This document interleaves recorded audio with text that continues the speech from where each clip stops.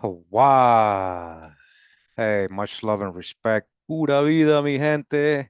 How you guys doing? Thanks for tuning in live. Appreciate you guys being here. Today we're just gonna go over this little presentation that Graham Hancock did, a little PowerPoint he did in some place. I don't know exactly where. I found this on archive.org and thought it was pretty interesting. I wanted to use it in some clips on videos, but we'll just see the whole thing. Before we begin, just again, disclaimer. Disclaimer, right? Hold on, let me make sure you guys can see me. Hold on. Let me make some see how we're gonna do this.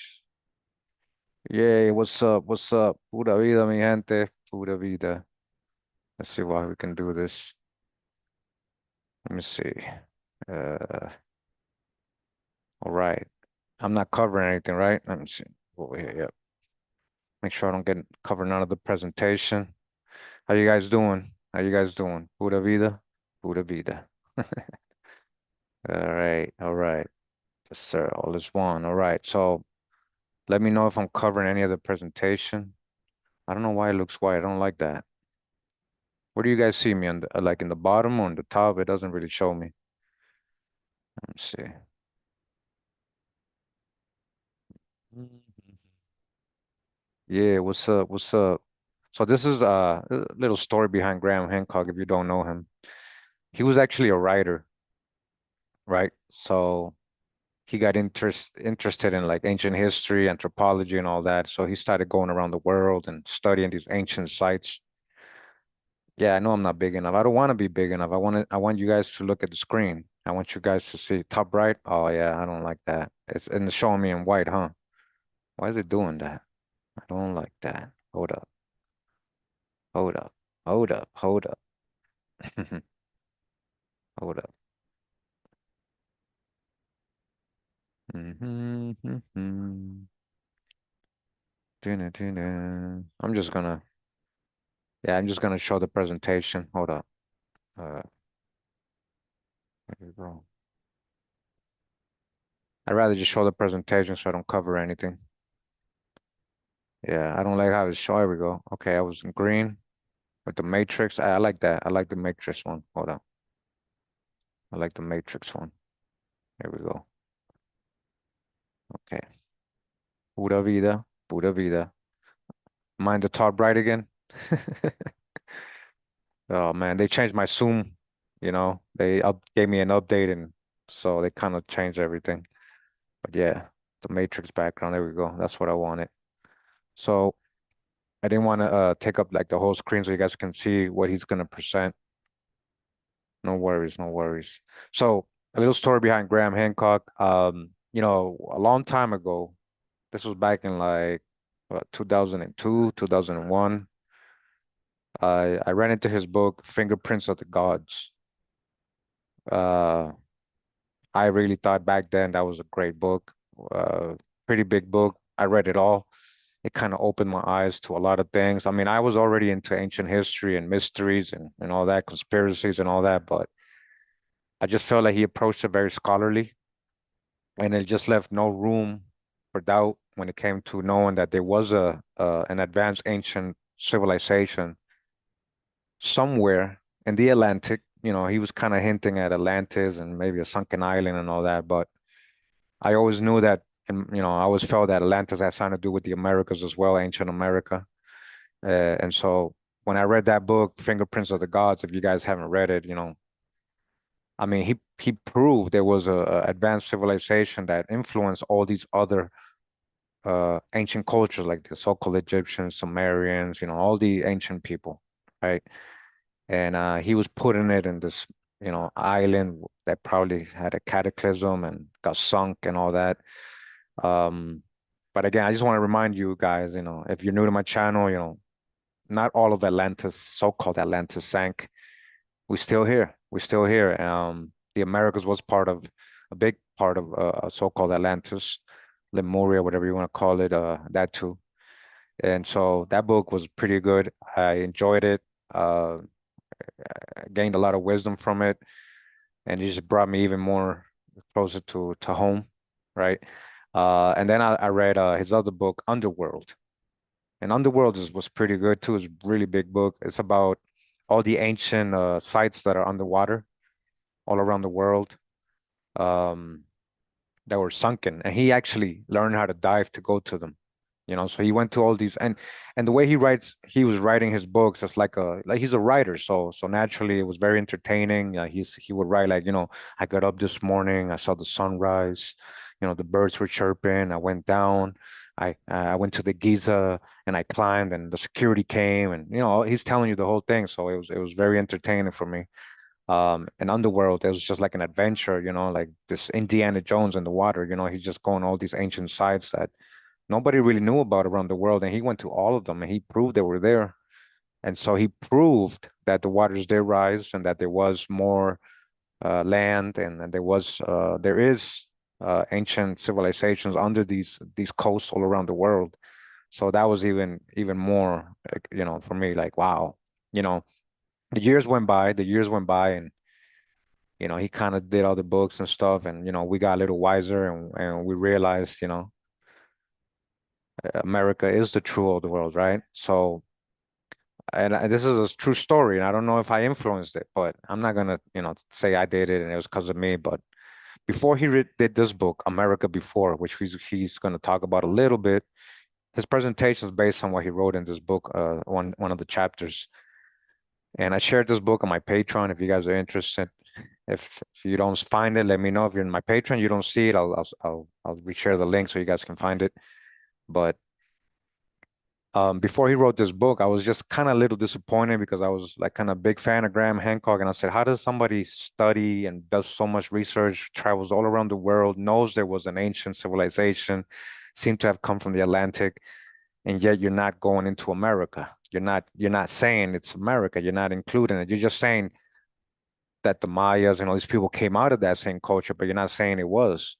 So I went to his website, I saw an email there, and I decided to write to him. I didn't know if he read it or if he ever saw it or if he ever got it, but I did a pretty lengthy email. I put my heart into it and say, hey man, listen, I respect you and everything, but how do you not see the obvious? Like, you've done so much work, you've done so much good work, and I just started, I went on about America and this and that and this and that. And I'm telling you guys, 6 months to a year later, he came out with, like a year later, maybe not that soon, he came out with this book, which is America Before, the key to Earth's lost civilization. He's finally admitting, he's finally seeing, he even tells you we weren't looking at America. He's like, nobody was looking at America. Nobody was looking at the Amazon or North America, the mound builders, or Central America, and so, like, I can see that, he proved to me that if you actually do real research, even if you had all that out of Africa, out of Mesopotamia, cradle civilization ideas and all this stuff, that you could not eventually realize after all that research what it was showing you, that there is a true old world, there was an advanced civilization and a mother culture that influenced all these ancient peoples, you know.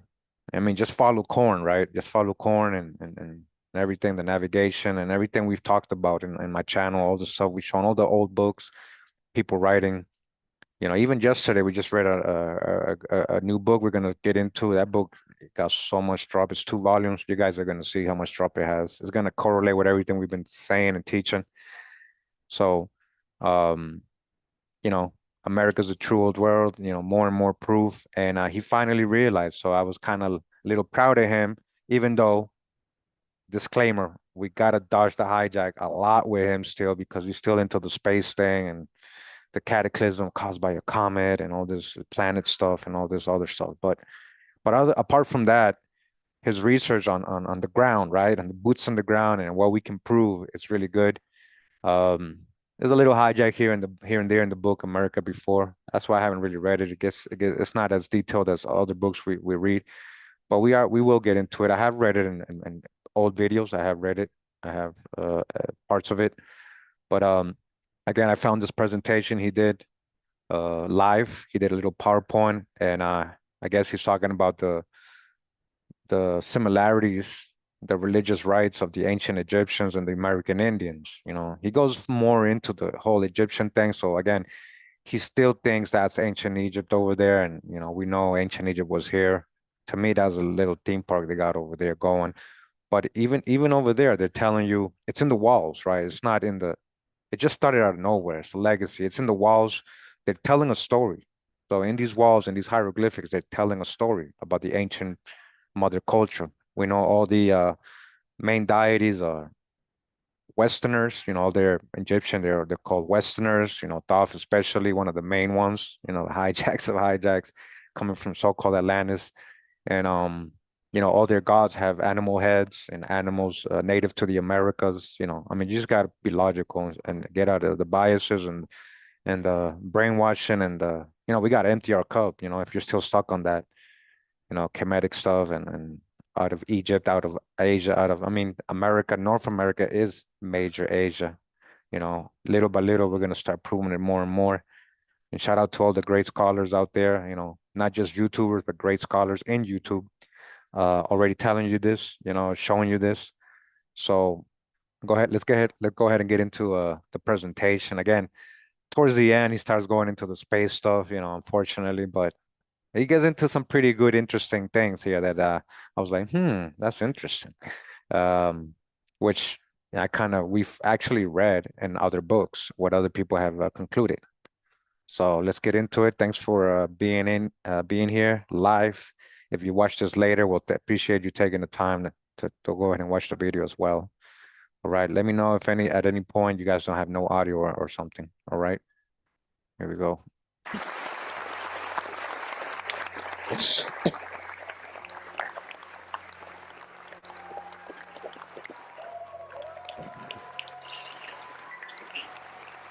Thank you.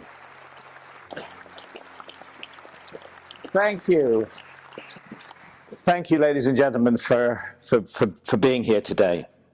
And gratitude to you for reading me, for supporting my work. It makes all the difference. I can't tell you how much I appreciate it, really. It means the world to me. So, ladies and gentlemen, here we go. I'll make a couple of preliminary remarks. I'm going to be, it's just impossible with a huge subject like this for me to cover all of it in a talk. So I've had to be a bit selective. One of the things I'm going to be talking about today is a very curious connection that, that exists between the religion of ancient Egypt and the religion that was practiced by Native Americans in the Mississippi Valley.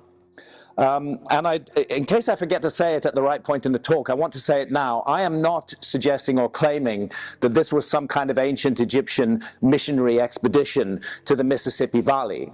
And nor am I claiming that it was a missionary expedition from the Mississippi Valley to ancient Egypt. I think these similarities are the result of a legacy shared by both cultures, a legacy that was passed down from a remote common source, and that is indeed memorialized in their myths and traditions.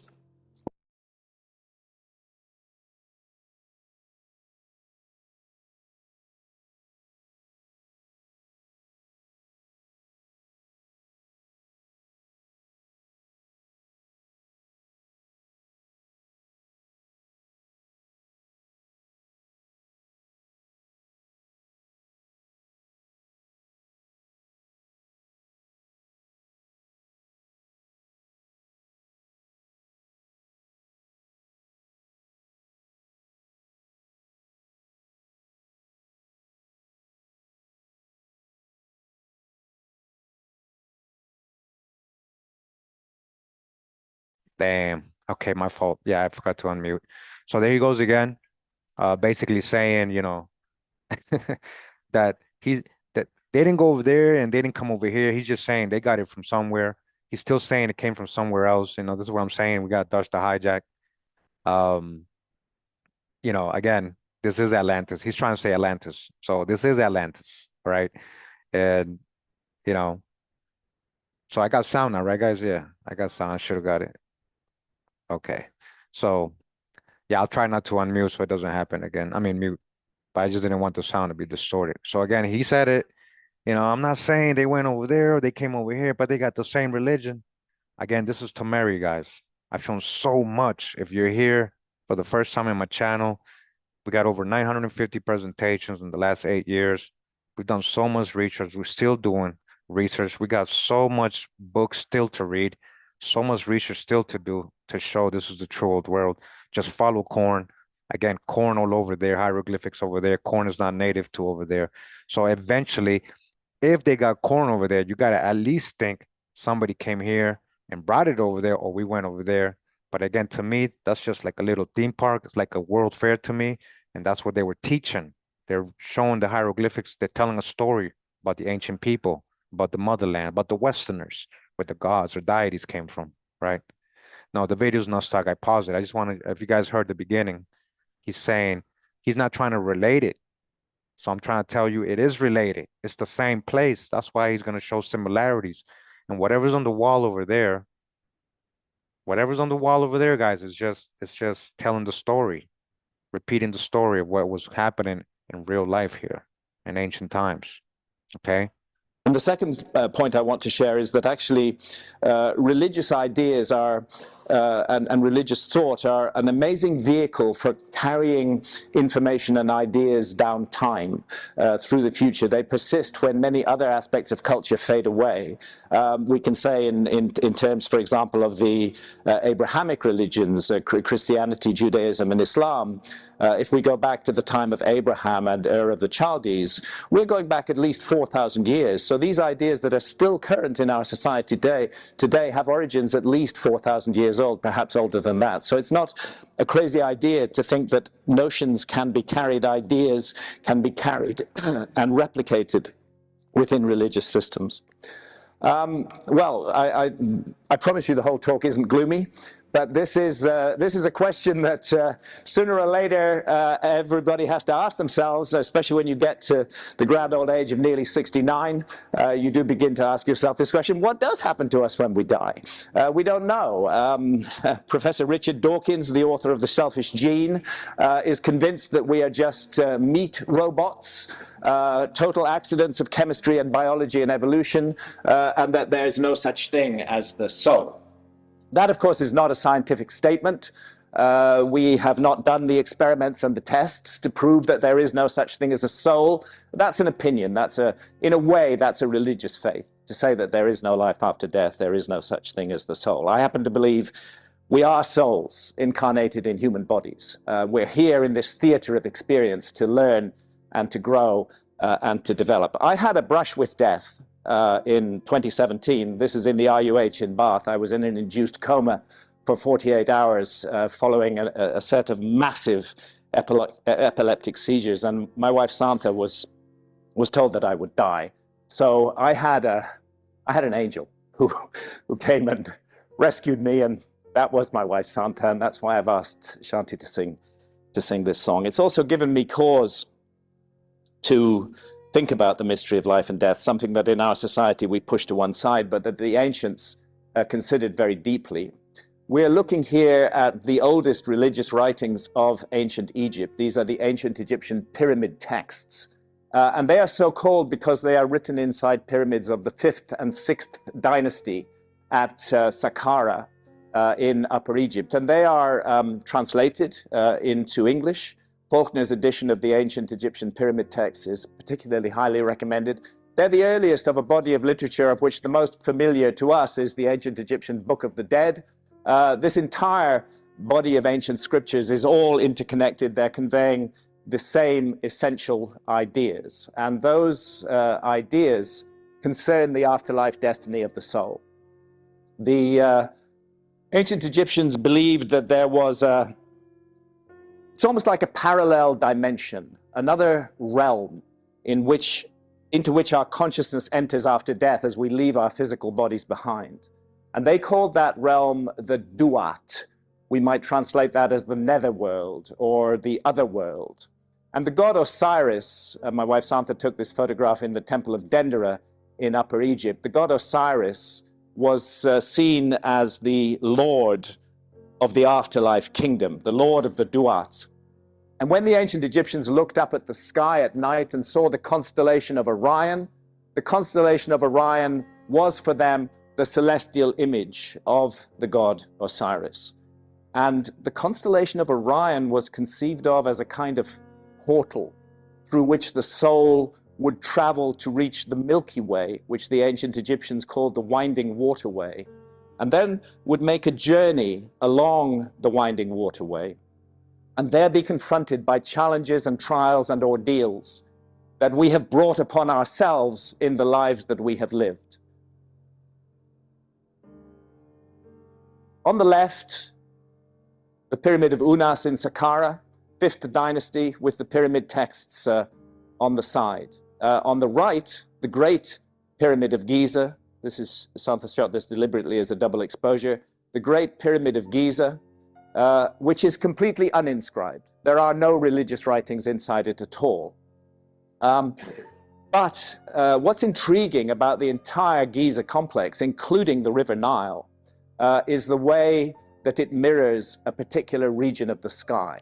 And that region of the sky is exactly the region of the sky that the ancient Egyptians believed our souls travel through after death. This was the Duat, the constellation of Orion, the Milky Way, and the constellation of Leo, rising in alignment with the gaze of the Sphinx. Now, I'm not saying whoever made this majestic site actually put the Nile River there, but I am suggesting that the site was chosen for that reason.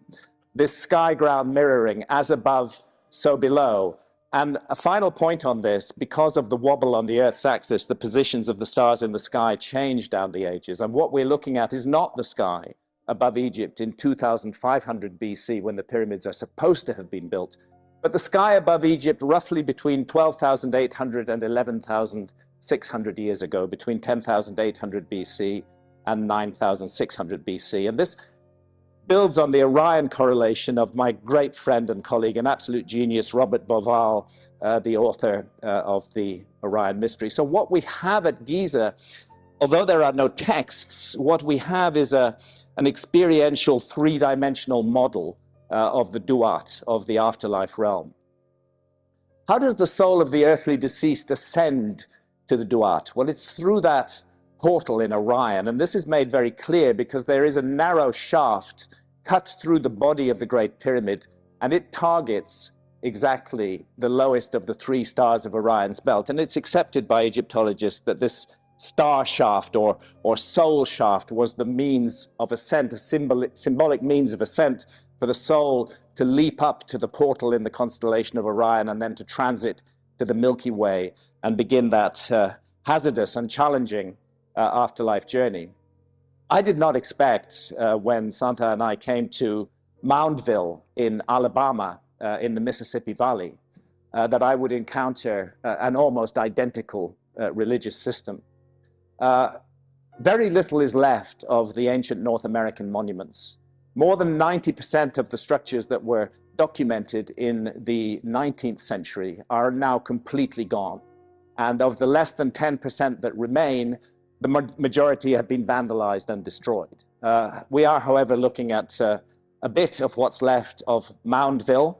And I was astonished to discover, as I went around the museum here and started talking to the experts, that here is a symbol. It shows a hand with an eye in it, except that's not an eye. And the hand was the way that the Native Americans saw the constellation of Orion. So I'll just read what the notice board actually says in Moundville Museum.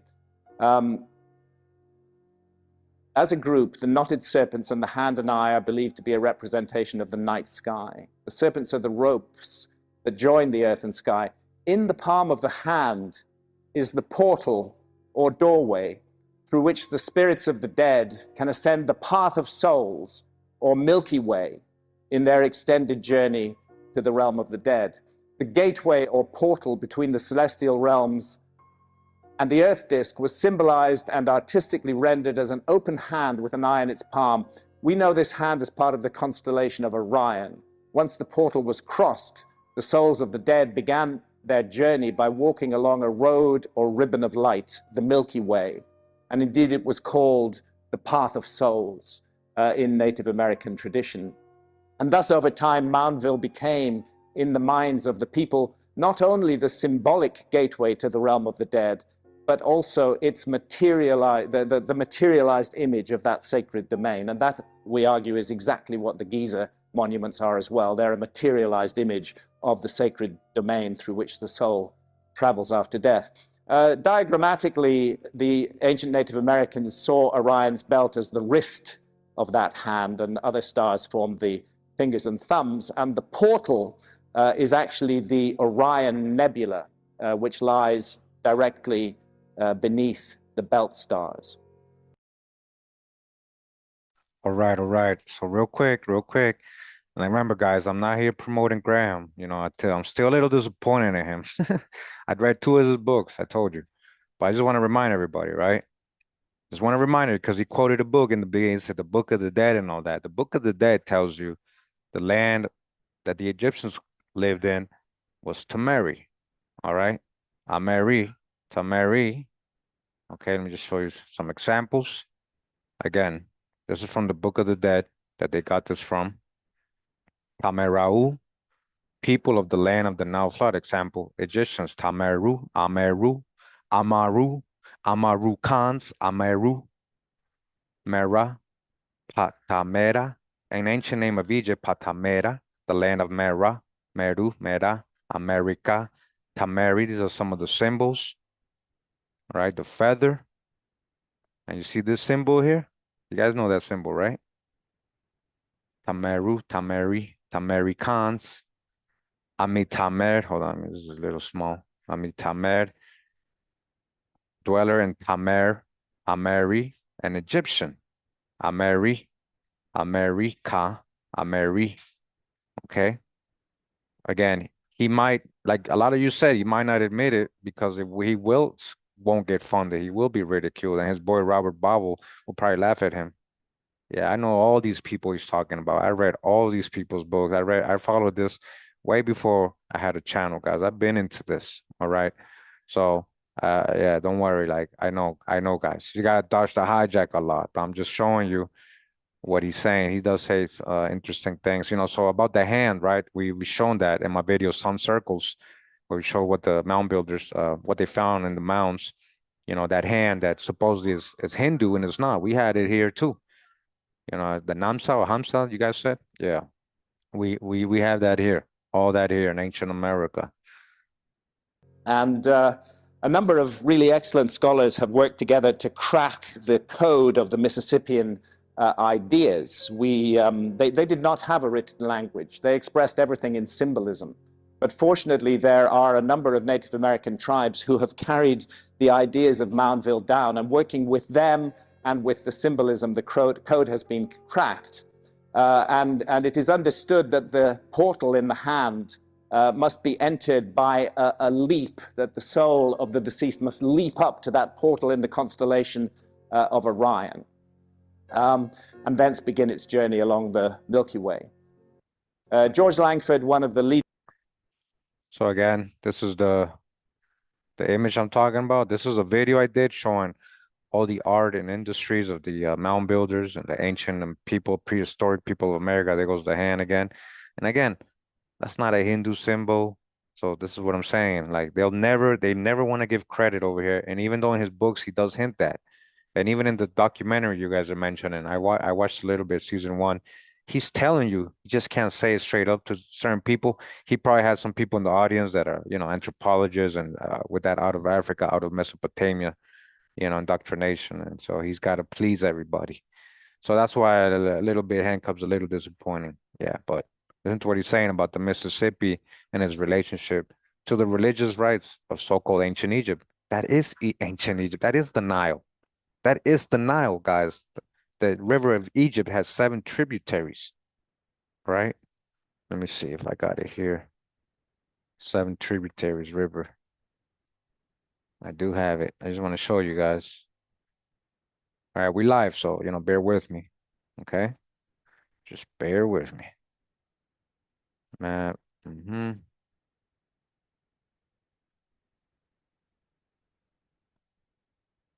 I mean, just look at this. We're talking about what you mean, Hancock? What you mean? Hold on. Whoop. All right, let's just go ahead and let him talk and I'll find the map. Leading scholars in the group who've been working on the Mississippian symbolic code draws our attention to the fearsome image of a brain smasher, usually a woman, whose task is to destroy memory and humanity by removing or smashing the brain. There are, in fact, repeated references to the brain smasher in Native American tradition, a menacing female figure, usually called the brain smasher or the brain taker. And her role is the annihilation and permanent destruction of unworthy souls, of the damned, on the afterlife journey.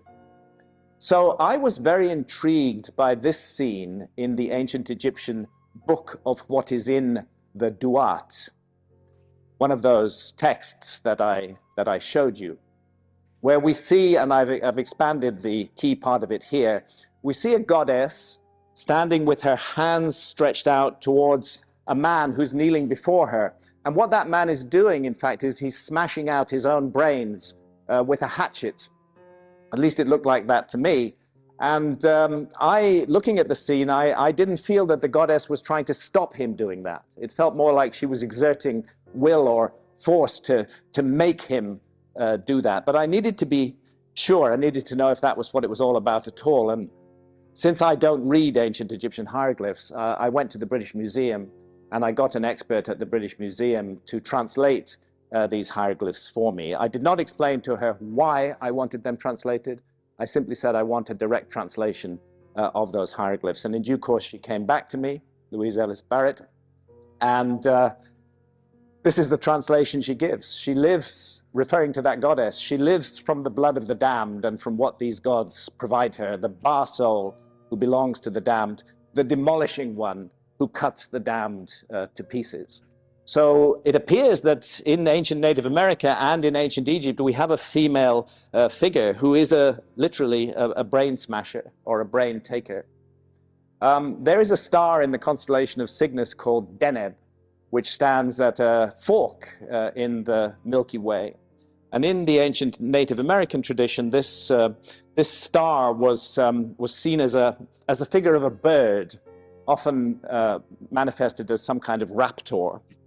And this bird had the power to stop the further progress of the soul on the journey along the Milky Way. And the soul would have to entreat with that bird and request it to open the way. Oddly enough, in ancient Egypt, exactly the same role is played by a different kind of bird. These traditions adapt to local circumstances, and the bird in ancient Egypt is an ostrich, not a raptor, but the soul declares, "Hail to you, ostrich, which is on the bank of the winding waterway. Open my way that I may pass." There are monstrous winged serpents in the ancient Egyptian netherworld. All right, just want to check out this image, guys, right? So what do you see here? Is that not a feathered serpent? A plumed serpent? Is this not the land of the Amaru? Is this not the land of the Amaru? The dragon, the snakes? Huh?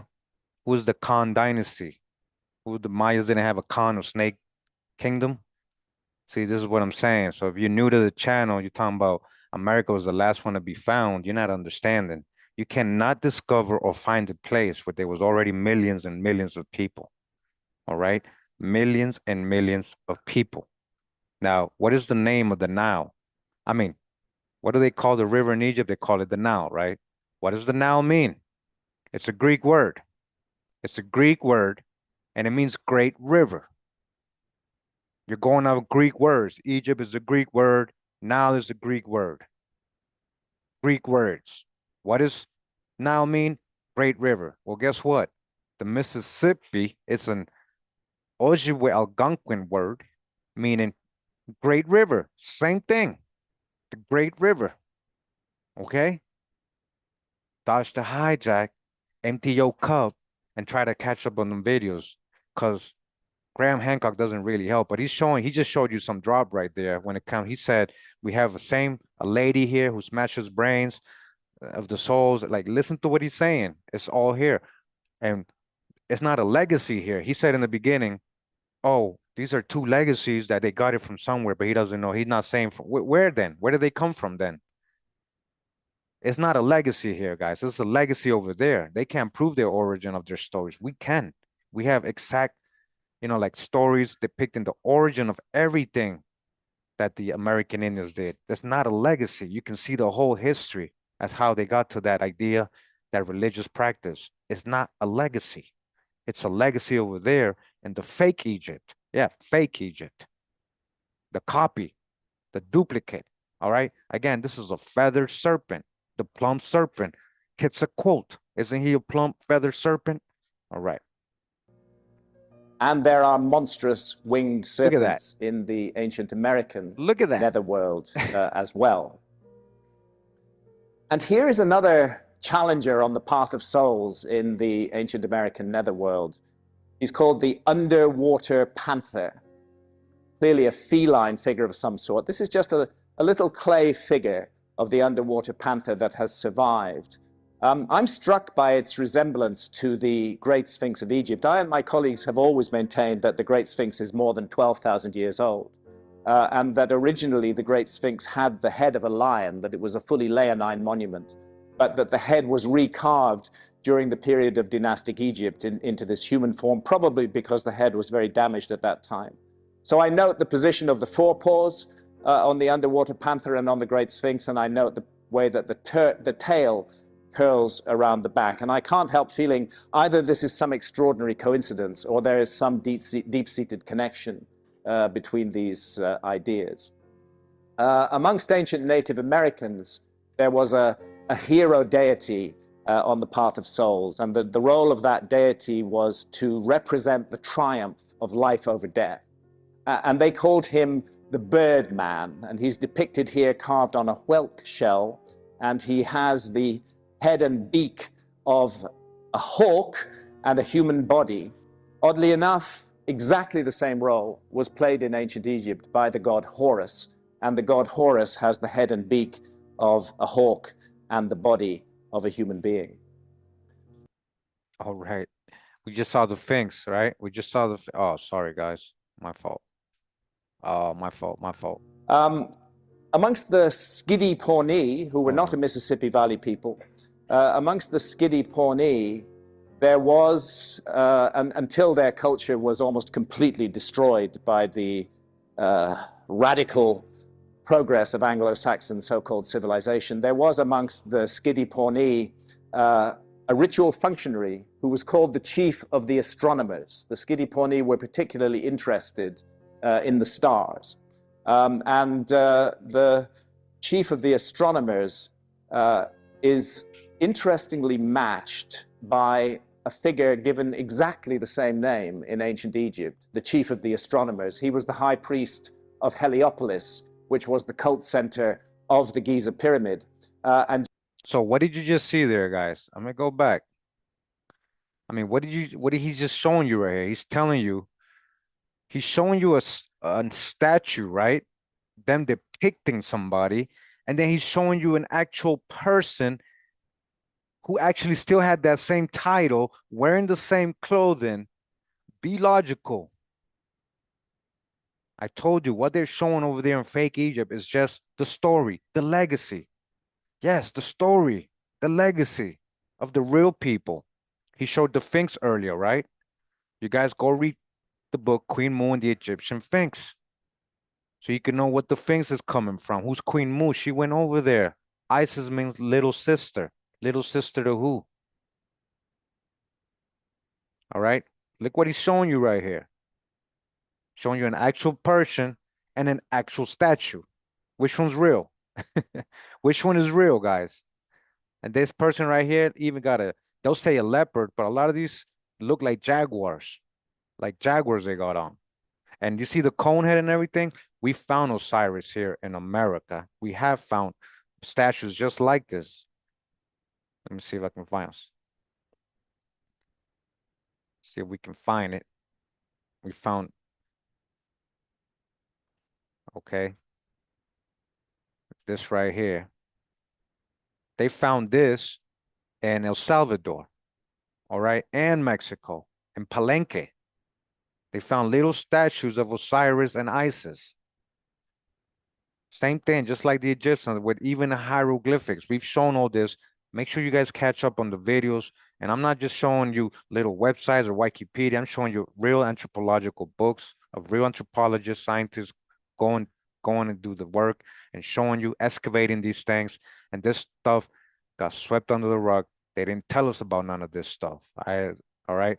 And I know Graham Hancock has seen this stuff. So why are you holding back, Hancock? Come on, man.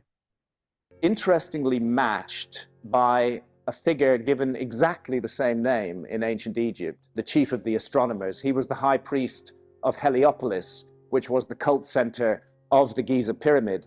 And just as the Skidi Poni, chief of the astronomers, wears a robe embossed with stars, so also does the ancient Egyptian chief of the astronomers. And furthermore, that robe embossed with stars, you can see from the leopard head here, it was in fact a leopard skin that was covered with stars. And in some cases, in mortuary rituals, the priests would wear a leopard skin. And that leopard skin, the spots on it in themselves were thought to represent the stars. So it's intriguing that amongst the Skidi Poni, the same function was played by the skin of a wildcat. And its spots were thought to represent the stars, and a newborn child would be wrapped up in the skin of the wildcat to show that it was embraced by the stars. Again, I feel these connections become harder and harder to explain by coincidence. All right. The Pawnee, huh? I got that image, I think, colorized. I do have that. I just, to find it. I don't know if I can find it, but I have that exact oh, here it is. There you go. Now you see, okay, this guy who resembles an ancient Egyptian astronomer, sage, right? What he's describing, La Ruchunk al-Ashar, all right? That's his real name. That's his real name, Sun Chief. Look, I even had Sun Chief. I didn't even know all this stuff before today. Started paying attention to his presentation. I'm like, oh, I have this image. Sun Chief Pawnee in painted buffalo robe with piece metal near Earth Lodge from 1868. And what do you notice about this Sun Chief? Isn't he swarthy? Isn't he very swarthy? Do the people, the Pawnee, look like that today? They're a lot lighter, unfortunately, ethnic cleansing has happened. Okay. Now I want to go back to something since we're showing images. Hold on, I ain't done. Okay. So this is what I was saying. I know a lot of you haven't watched all my videos. I know a lot of you haven't watched all my videos. Statues found in El Salvador. Have we here in archaic Egyptian style? Do you guys see that? That's Isis and Osiris. They found this in El Salvador. I got this from very scholarly books. There's another one from another book. Look, it's Historia de la Nación. They say Mexicana, but this was in El Salvador. Okay. The actual place, Acajutla. All right. They found this in El Salvador. They found this in El Salvador. You guys paying attention? All the new people here, everybody who's still trying to doubt what I'm saying, what I've been showing for years. Yeah, very older style. They found this in Acajutla site in El Salvador. And it says in the bottom in Spanish, the celebrated statues of Acajutla. And it says on the top, this little image right here, on the top, says 2 Egyptians from the Cairo Museum. And the bottom, the actual statues they found. This is the statues they found. All right. Any questions? I grew up with this stuff. Well, man, not everybody did. Not everybody did. And I bet you didn't know how deep it was, man. We've proven that America's the true old world. It's not just part of, this is Atlantis. Are you ready to say that? If you have been saying that for years, then good for you, man. I wish you would have, people like you would have spread it a lot more and not be like John Hancock and try to sugarcoat things, be politically correct just because other people will probably see him as crazy. All right. Yeah. And again, the Sun Chief is very swarthy. The Sun Chief is very swarthy. All right. Told you I had it colorized. I got you covered. Let's jump over to the Amazon rainforest. of South America, where the purpose of the portal for the soul is served by a very powerful visionary brew called ayahuasca. In our society, we refer to such substances as hallucinogens. I do not like the word hallucinogen because it carries a great deal of baggage. It implies that the visions received are trivial and not worthy. That was not the view in the ancient world. Visions received in altered states of consciousness, including dreams, were regarded as valid paths to true knowledge. It's very common in ayahuasca, in the visionary state, to see geometric patterns. I speak from experience because I've had more than 70 sessions with ayahuasca myself since 2003, when I first traveled to the Amazon to drink it. And here is the art of the Shipibo, people of the Peruvian Amazon, and you can see that this is their ayahuasca art. They depict it after coming out of the altered state of consciousness, and it shows these geometric patterns. And the Tucano of the Amazon and other Amazonian people are, their whole culture revolves around ayahuasca. They regard it as so important that actually a newborn child is given a teaspoonful of ayahuasca on birth. And the reason they do this is that they believe that we are surrounded by an invisible realm, and that whether we like it or not, that invisible realm is dealing with us, and we need to be proactive in dealing with it. Our society, of course, denies any such possibility. Here we see a Tucano shaman, they call them the Payes, guiding his son through an ayahuasca experience, helping him navigate the infinite terrain of the other side. And after the shamans come out of the visionary state of consciousness, they will frequently depict their visions on any surface available. Here we see a shaman depicting his geometric visions on sand on the bank of the Amazon River. Everybody in the Tucano community may drink ayahuasca, but when important work is to be done, a group of shamans will gather together and they will drink enormous quantities of ayahuasca. And by the way, ayahuasca means the vine of the dead, or the vine of souls. They will drink enormous quantities of ayahuasca until they feel they are ascending to the Milky Way. And that isn't easily done. It's something that has to be learned. It's a skill. The apprentice may only get a foot or two off the ground, but eventually he will be able to soar up to the heavens in a single soaring flight and reach the zenith. I'm quoting here from Gerardo Reichel Dolmatov, his book, The Shaman and the Jaguar. He's one of the great anthropological experts on the cultures of the Amazon. And here's another of his book, Beyond the Milky Way. And he reproduces in it a depiction of the entrance to the other world as depicted in Tucano ayahuasca art. The origin myth of the Tucano is really rather interesting. It sounds like some kind of deliberate and purposive mission to the Amazon in which people were deliberately settled in the Amazon. What the Tucano say is that their ancestors were brought to the Amazon by a group of supernatural beings.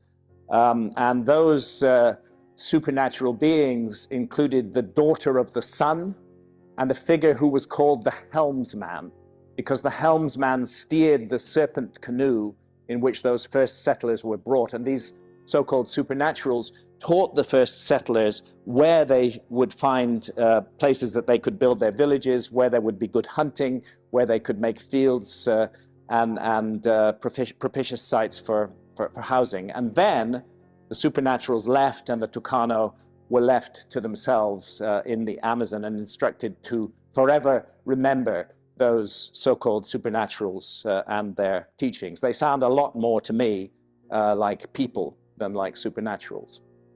Oddly enough, the same story is told at the Temple of Horus at Edfu in Upper Egypt, but from a slightly different perspective. So listen to what he's saying again. The same story is being told in this place in Egypt. He was just talking about the Indians still practicing that in South America, Central America, people still doing it. And now he's going to go to the stories, what's on the walls here. I told you what they have on the walls over there is just telling the story of the ancient people. Story. Why aren't the people still practicing that?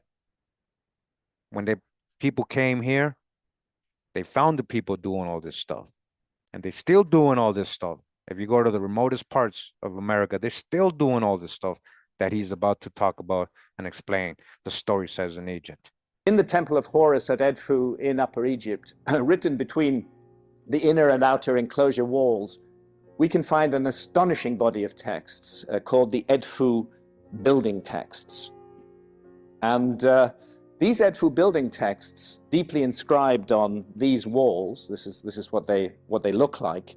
We're told in the inscriptions, which again have been translated, we're told in the inscriptions that they were based on much older source documents, that there had been documents written on animal skins, which were falling apart, and in order to preserve them, the priests inscribed them deeply into the walls of the Temple of Horus at Edfu. And what those texts do is they speak of an island which was called the homeland of the primeval ones. And they tell us that it was destroyed in a great flood. And that flood was precipitated by some object coming down from the sky, a snake called the Great Leaping One, who assaults the homeland of the primeval ones and pierces it. And then it's swallowed up in a gigantic flood. Okay. What he just said, he's talking about the walls are telling you about an ancient land where they were, an ancient beloved land that got destroyed by a flood, right? And then he said, he didn't say a comet. He adds that. He adds the space stuff, but he just said literally what it says. He says a giant snake. Are we talking about dragons? You know, dragons are known to have, be able to alter the weather and all that. You know, what's a seraphim? It's a fiery flying serpent. What's an angel? What's an angel? Check out my thought videos, guys. You see, what's an angel? Could they possibly be dragons?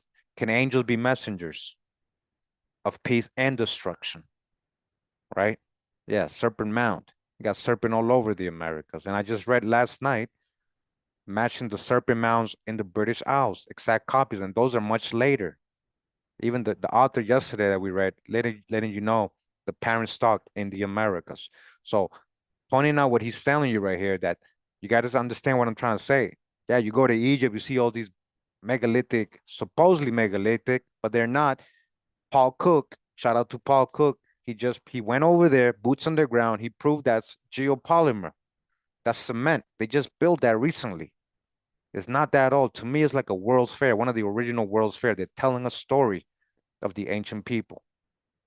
But we're told that there were survivors, and that some of those survivors came to Egypt and built primeval mounds up and down the land, which were to be the site of all future temples and pyramids to be built in Egypt. And so he's saying some people survived from a distant land in the West, right? Because that's literally what their books say, the Book of the Dead and all that. They came from the West, right? Even the Thoth says he came, so something happened. There was a lake of, you know, lived in a city in a lake surrounded by two volcanoes, right?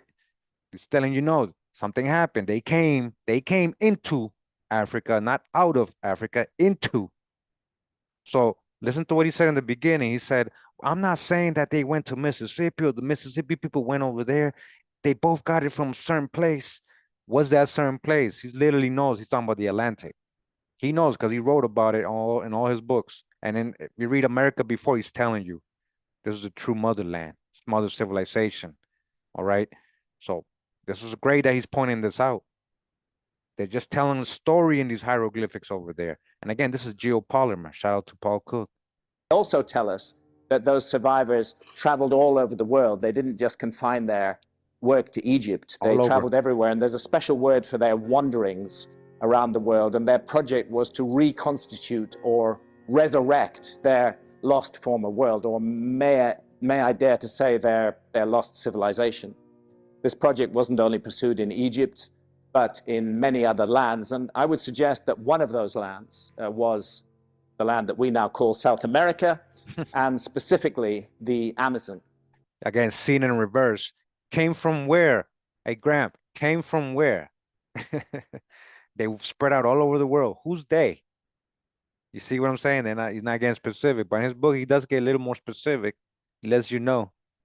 All right. Now, Amazon, right? He found out something deep about the Amazon. Literally has interviews where he's saying, we found evidence of habitation. He's saying 100,000 years. You know, they're clearing the forest. They're finding all these mounds, right? These survivors that went into Egypt, he says, build mounds over there. Doesn't that match the story of Queen Mu, saying she went over there? The Amazon basin is really huge. It covers more than 7 million square kilometers, of which still today, despite tragic clearances of the rainforest, 5.5 million square kilometers remain covered by dense rainforest. And almost no archaeology has been done in those rainforest-covered areas of the Amazon at all. I don't understand how archaeologists can claim to have a complete picture of the human past when we know that 27 million square kilometers of land were swallowed up by rising sea levels at the end of the Ice Age, when we know that the Sahara Desert was green during the Ice Age and is arid and barren today, and when an area larger than the entire subcontinent of India, the Amazon jungle, has hardly been subjected to any archaeological study at all. I'm not saying none, but very little. And it's understandable. It's a very challenging, very difficult environment to work in. Well, here's a sensational headline, as we would expect from the Daily Mail. Were Aborigines the first Americans? Native tribes in the Amazon found to be most closely related to indigenous Australians. Okay, this is what I'm saying. He's too smart not to know. He's just holding back. Look what he's telling you right there. And you guys know those images I just showed you. We've read everything, you know, what has been written, right? Not everything, but what has been found. All the stuff that they didn't tell us about, they found in the Amazon and the rainforest. There's temples, pyramids, underground tunnels. There's so much there that they hid. And he knows all this stuff. This is one of those cases where the science is even more sensational than the headlines. And the science was published in Nature, in the scientific magazine Nature, a highly respected source, and it presents genetic evidence for 2 founding populations of the Americas. It was long held that there was only one founding population, and that their route was up through Siberia, across the Bering Straits, which were a land bridge during the Ice Age when sea levels were lower. Dodge the hijack with their Bering Strait. Anion, this was well more connected, right? This is Asia Major right here. We went from here over there, seen in reverse. Into North America, down through North America, Central America, and finally into South America. But genetics has thrown a curveball into this analysis, because it turns out that a group of people in the Amazon jungle, number of tribes in the Amazon jungle, are closely related at the genetic level to Melanesians and Australian Aborigines, to, let's call them, Australasians. Okay. And that would be fine if we found traces of that DNA in North America and Central America, but we don't. We only find it in the Amazon jungle. And that challenges the notion that the only route of migration was through the Americas in this way, because if that were the case, we would expect to find traces of that DNA throughout the Americas, not limited to the Amazon jungle. And furthermore, we know from a 2018 paper in the journal Cell, we know from that paper that this DNA signal in the Amazon is very old. It's not recent. It's very rare to find skeletal. That's definitely not true, Alici. They have found it in other parts of America. Skeletal remains that go back more than 10,000 years, let alone 12 or 13,000 years. But a skeleton has been found in the Lagoa Santa area of Brazil, in the Amazon. It is dated to 10,400 years ago. And it contains that same Australasian DNA signal that is found surviving amongst peoples in the Amazon today. So that tells us that that signal reached the Amazon at least 10,400 years ago. And given that so much of the Amazon has not been excavated and that these remains often don't survive at all, it's safe to assume that it got there quite a bit before that. The experts themselves say that the anomalous genetic signal must have reached South America in the late Pleistocene, and that's just a fancy word for the Ice Age, so that it reached South America near the end of the last Ice Age. So that's the mystery. The Bering Straits do not seem to be involved in getting this DNA to the Amazon jungle. Now, one might reasonably ask, did the DNA start here and move there? But the answer to that is probably not, because... Probably not. Probably. I don't know. I don't know. Why don't you just say, I don't know? Probably not. Some say, what if it went from America over there? Where's the true old world? Where's the oldest land in the world, guys? See, you got to put all the research together and get logical. How did they get corn over there? They had corn in ancient times over there. Tell me how they have all these American plants before Columbus. How did the horse, the camel, all these animals that are from America get over there?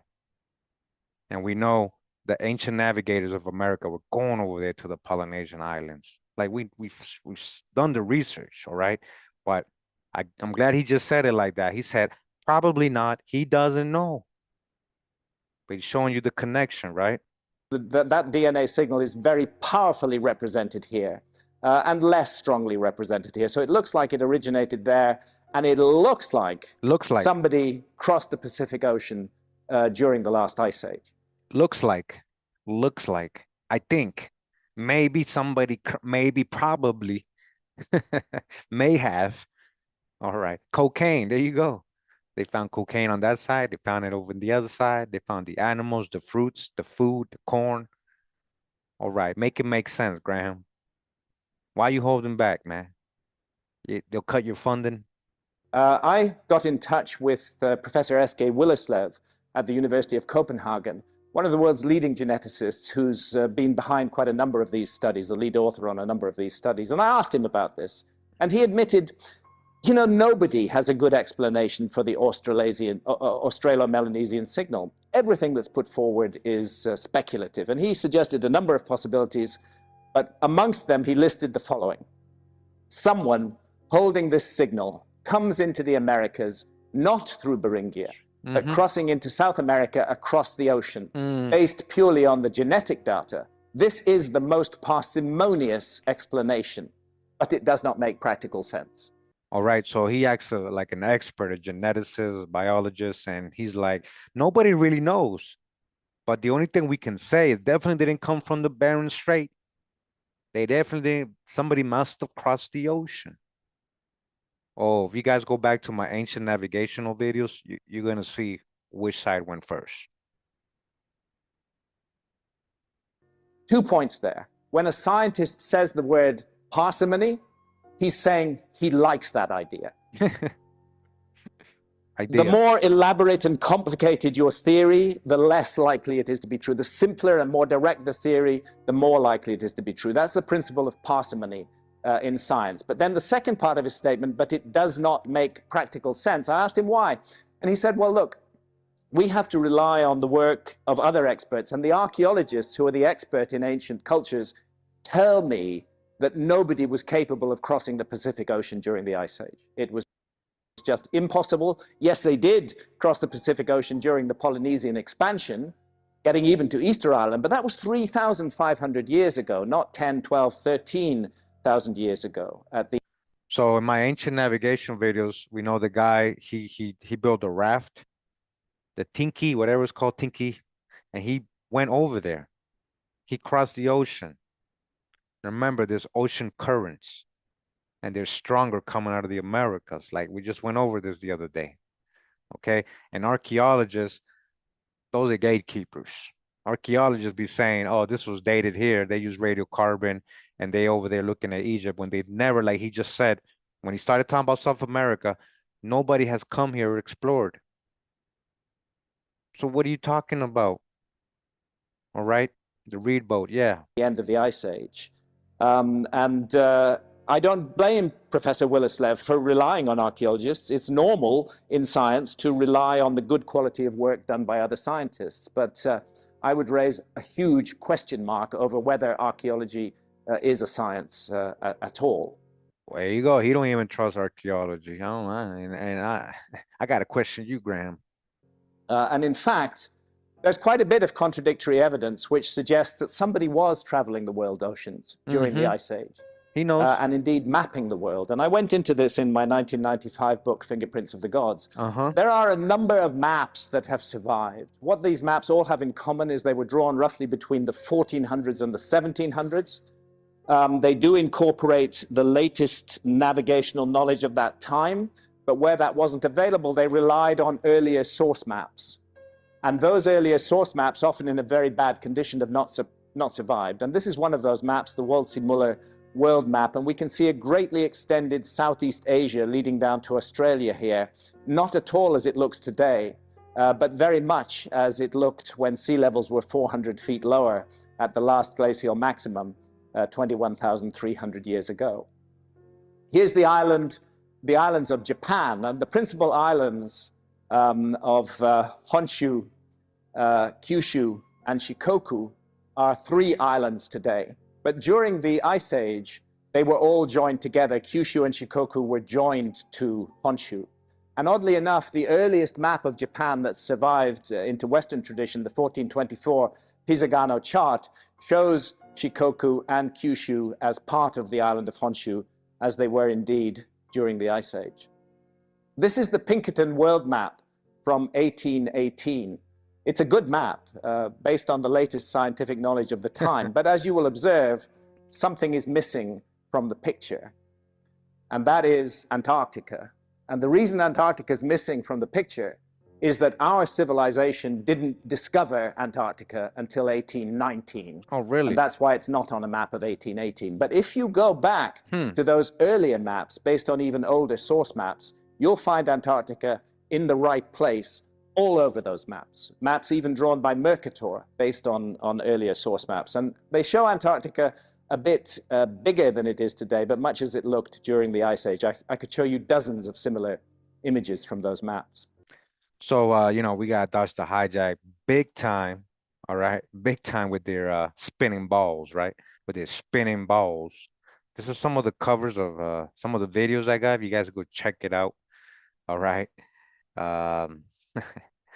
Atlantis in America, the discovery of Europe by Americans. The stone fears of Costa Rica show a navigational university that was here, setting, you know, marking world sites. So navigators all over the world will come to this section of the world. You know how today the Panama Canal, you know, all this, even since ancient times, there was ships crossing Central America. There was a canal, natural one, through Nicaragua. You know, that has been closed maybe due to cataclysms or whatever, volcanic eruptions, and then they had to like cut up the Panama Canal a little bit. That probably was a lot open before too. But you know, we had the same ships, just like so-called Phoenicians, just like so-called Vikings. All right. And hold up. We just did something. He's talking about spinning balls, right? He's talking about spinning balls. Hold up. I just want to remind you guys, we just went over this the other day, right? Just the other day. All right. He said, oh, they didn't know about Antarctica. They didn't know about Antarctica. This is a map from 1587, the Monte Urbano map from 1587, guys, all right? Which got the world surrounded. Oh, now they're hating, hold on. They got the world surrounded by so-called Antarctica, the ice wall. They call it an ice wall today, but it was land, ice-free in 1587. You know, this is a better depiction of what our spear, you know, looks like, I would say, right? Okay. Look at that. And always South America connected to Tierra del Fuego, or the land of fire, Antarctica, the land of fire, Australis. Australia just meant southern continent. All right. Australia just means southern continent. No ice, boss. Shout out to 432 the drop. No ice, boss. The Gleason map, right? This is what they go off in the Gleason map. Right? What's beyond these lands? What's beyond these lands? More lands, most likely. More and more lands. Talk about planets and stars and all that. Dodge the hijack, all right? Because no, he keeps showing spinning balls. I know he keeps showing spinning balls and stuff. He likes that. He likes the whole space thing. Unfortunately, Graham Hancock does. He likes that spinning ball stuff. But this is a more better projection of our realm, of our plane, right? Take off the T out of planet. What do you have? If you remove the T, you have plane. What's a plane? A flat. Even when you go to the word planet etymology, it tells you flat. It tells you flat. All right. Okay. Let's go back to Graham Hancock. Let's go back. Graham Hancock. All right. Navigators of the ancient world. Americans. Navigators of the ancient world. The ancient American seafarers following all the ocean currents, going over to all over the world. Here is the Canepa map of 1489, again, based on ancient source maps now lost. And what we see is the Sahara Desert filled with an enormous river channel and with lakes highlighted in the color green. Oddly enough, a 2015 radar survey of Mauritania shows that such a river channel did once exist in the Sahara Desert, pretty much in exactly the place that is indicated on that 1489 map. It was there during the Ice Age, but it dried up subsequently, and the area, of course, is completely desert today. Here's a 1513 map of the British Isles, and lying just to the west of Ireland is a little island, which is labeled High Brazil. High Brazil is still there, but you have to go diving in order to see it today. This bathymetric map shows that an island of exactly the right size and shape lay exactly where it's indicated on this 1489 map, and it stayed there until roughly 13,000 years ago, when rising sea levels covered it. So it's an anomaly that it appears on this map. Either it's an extraordinary coincidence, or somebody was mapping the world during the last ice age.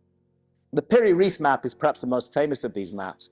It was once a world map, but all that survived of it is a corner which shows the west coast of Africa, the east coast of South America, going down towards Antarctica here, and the east coast of North America. Piri-Reis was a Turkish admiral. He tells us in his own handwriting on the map that he based it on more than 100 older source maps. And what's interesting about it, I won't get into the controversy about Antarctica in this case. What's interesting to me about it is this island shown off the east coast of North America, roughly off Florida. And I've blown it up here. And on this island, we can see what looks like a road or a row of megaliths running up the middle of the island. And that island is positioned exactly where Bimini is positioned today. And I have dived on that spot. And what you see underwater is the Bimini Road, a gigantic road of megaliths. And I actually don't care whether the road is natural or man-made. What intrigues me is that it's documented on this map. This map is documenting a feature that was last above water during the last ice age. Guys hear that? So to go back to the Amazon, it does at first seem like an unlikely setting to find science, but there is science in the Amazon. There are, for example, more than 150,000 different species of plants and trees in the Amazon. What an incredible source of biodiversity this place still is to this day. But if you want to make the visionary brew ayahuasca, you need to put two of those plants and trees together. You need to take the leaves of this bush, which is called chacruna in the Amazon, and the leaves contain substantial concentrations of, I'll have to use that word, the most powerful hallucinogen known to man. And that is dimethyltryptamine, DMT for short. However, DMT is not an orally active substance. And the reason that it's not orally active is because there's an enzyme in our gut called monoamine oxidase that switches off DMT on contact. So you could drink a tea made of hundreds of these leaves, and all you'd get is a bellyache. You wouldn't get a visionary experience at all. But if you cook those leaves together with the ayahuasca vine, you get a truly powerful visionary brew, which will take you on a journey that will last between 4 and 6 hours. Damn. In the West, people consume DMT largely by smoking it. It bypasses the gut and enters directly into the brain, and it produces, it's like a rocket ship to the other side of reality. The journey lasts about 10 minutes, and you really don't know what's happened to you when you come back. It's very difficult to integrate the experience. But with ayahuasca, you have an experience that lasts from 4 to 6 hours and allows you to process the visions. So the mystery is that this vine contains a monoamine oxidase inhibitor. It switches off that enzyme in the gut. And I would say we're looking at science there. Trial and error just doesn't do it. You can't go through 150,000 different species of plants and trees to find these two, which are useless on their own, but put together produce profound visionary experiences. And the same is also true of the neuromuscular poison curare, which actually is the basis of modern Western anesthesiology. These days we use a synthetic form, but it was the real breakthrough in anesthesiology came from curare, and we learned that from the Amazonian peoples. All right, do you guys paying attention? Where do they learn that from? Indigenous Americans. And then he said the strongest hallucinant, right? And all that. So when we talk about all these old cultures talking about they eating or drinking something to go into this realm, where do they learn all that from, right? Even in the movie, right, Wakanda, right? Oh, they're drinking that plant and they go see and talk to the ancestors, right? You guys saw my Wakanda video, right? They did the same here in the American Indians, and they went and talked to the spiritual realm. And again, he just told you they had a major breakthrough because of what they learned from the American indigenous people in South America and astrology. All right. Curare contains 11 different substances, none of which are active on their own. They all have to be brought together. And in the cooking of them, the fumes can be lethal. So it's a very complicated process, and one wonders how and why it was done. Well, I'm showing these Nazca line pictures here. You can see the Nazca spider, and it's identified as a species of Amazonian spider called Mimicium, an ant spider. And down here, probably not so clear in this light, is the monkey of Nazca with its prehensile tail. It's a characteristic of New World monkeys. Old World monkeys don't share it. New World monkeys have prehensile tails. Okay. And it's just a fact that in the Amazon, monkeys are an important source of protein in the diet of Amazonian peoples. And they hunt monkeys by shooting them with bows and arrows. Here's the problem. Your monkey is 200 feet up a tree. If you shoot it with an arrow that is not tipped with curare, you may kill it.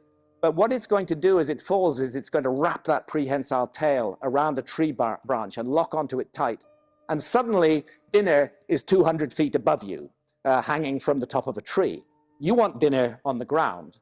That's why they created curare, because curare paralyzes the muscles, and the monkey cannot wrap its tail around the trees, and it drops straight to the ground, and dinner is served. As well as these Amazonian creatures on the Nazca Plateau, there's also a great deal of geometry, and we will come back to that. Francisco de Orellana was the first European to cross the entire length of the Amazon jungle, and he did so between 1541 and 1542. It was not his intention. He set out with a group of about 20 or 30 men in a boat. They had established a base camp. They were looking for El Dorado, as a matter of fact. They left most of the expedition in the base camp, and they set off to hunt and to bring back food to the expedition. But the Amazon disagreed, and it carried that boat more than 4,000 kilometers all the way through the Amazon and all the way until they finally ended up in the Atlantic Ocean, and thence made their way back through Mexico.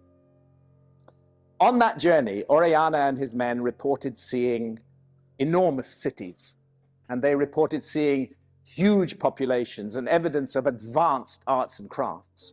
All right. So what did they found? Again, we read this in many different books.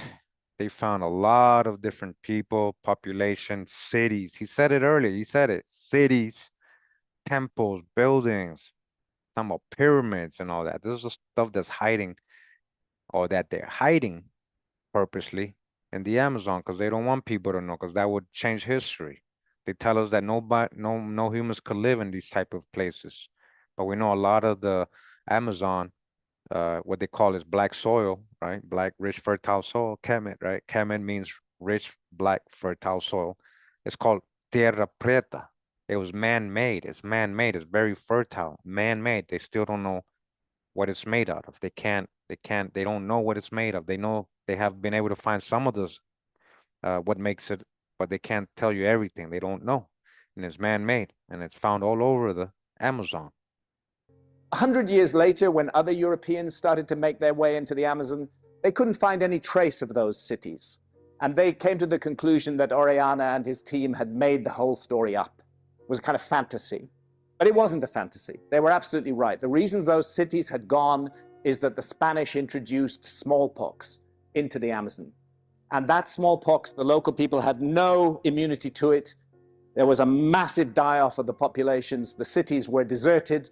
They were overgrown by the jungle, and 100 years later, nobody could see them anymore. We can see them today because of the tragic clearances of the Amazon. These lost garden cities are beginning to emerge from the Amazon. And the evidence now, and I go into it in detail in the book, is that these cities had populations that were substantially larger in many cases than the greatest cities of Europe at that time. Very big cities, an estimated total population in the Amazon of 20 million people. 20 million people, that's an estimate, but he's letting you know what he's saying. They're starting to reappear, these cities, not little villages, cities, pyramids, temples, palaces. And we read books from like early 1900s, 1800s, telling you what the Spanish were finding, what the people have found throughout the years. And people would laugh at them. They would say, nah, that's a lie. You didn't see nothing, you know, but they're overgrown and now they're starting to reappear again. I know I'm telling you, America's a true world. One day this is going to be common knowledge. One day this is going to be mainstream knowledge if they don't hold it back anymore and if the internet is not shut down. Before the Spanish conquest. How could that possibly be so? Rainforest soils are not very fertile. They are fertile on the surface, but it's all caused by the leaves falling to the ground in a kind of mulch. Under the surface, they're not fertile. The Amazonians were able to support themselves, support large populations, because they actually invented a soil. Listen. And that soil, we can trace its origins back at least to 8,000 years ago. I'm convinced it goes back much further if only more archaeology were done. But there are 8,000-year-old patches of Tera Preta, and you can still take a handful of that Tera Preta and you can add it to completely barren soil, and it will turn that soil fertile and make it productive again very quickly. And it does so because it's full of microorganisms that are not found in other neighboring soils. All right. He's just talking about right now what I was just saying about the Tera Preta, or black soil. Again, the etymology of Kemet means rich, black, fertile soil. All right. Not a place in Africa. Tera Preta, black soil, is literally what he's talking about. Human-made all over the Amazon. And he said, you just grab a little bit of that and throw it in a barren land and it's going to make it fertile. All right. All this stuff is found in the Americas only, he said. And it's also based on biochar. And these sites of Tera Preta are still sought out by peoples in the Amazon today. It's entirely an anthropogenic man-made soil. It is not a natural soil. In the Brazilian state of Acre, in the southwestern Amazon, we find, again emerging from the cleared areas of the jungle, enormous geometrical geoglyphs, very similar in many cases to those of the Nasca Plateau. Here's an example from a place called Jacosá in the Amazon, where we see a huge square earthwork on a scale of hundreds of meters, and another square earthwork surrounding a circle. Here we see an octagon surrounding a square. Here at Ramal do Capatara, we see a very large circle and a smaller circle joined together. So again, guys, they only found these because they cleared the forest. This was all jungle. This was all jungle. When the, you know, the lumber people came, the companies and all these farmers started clearing the land. They found these on the ground, just like what we have in North America, right? In the mound building areas. So they wouldn't know it's there if they didn't clear it. All right. Hope you guys understand what he's telling you right here. All right. This was under the jungle. They didn't know people lived here. They told us growing up this was uninhabited. All right. So we've been looking at Africa, Asia, South Africa, not paying attention to what's over here. A square and a circle at Fazenda Atlantica. And the site of Tequino, this hugely complex earthwork site. The larger of the two squares measures 210 by 210 meters.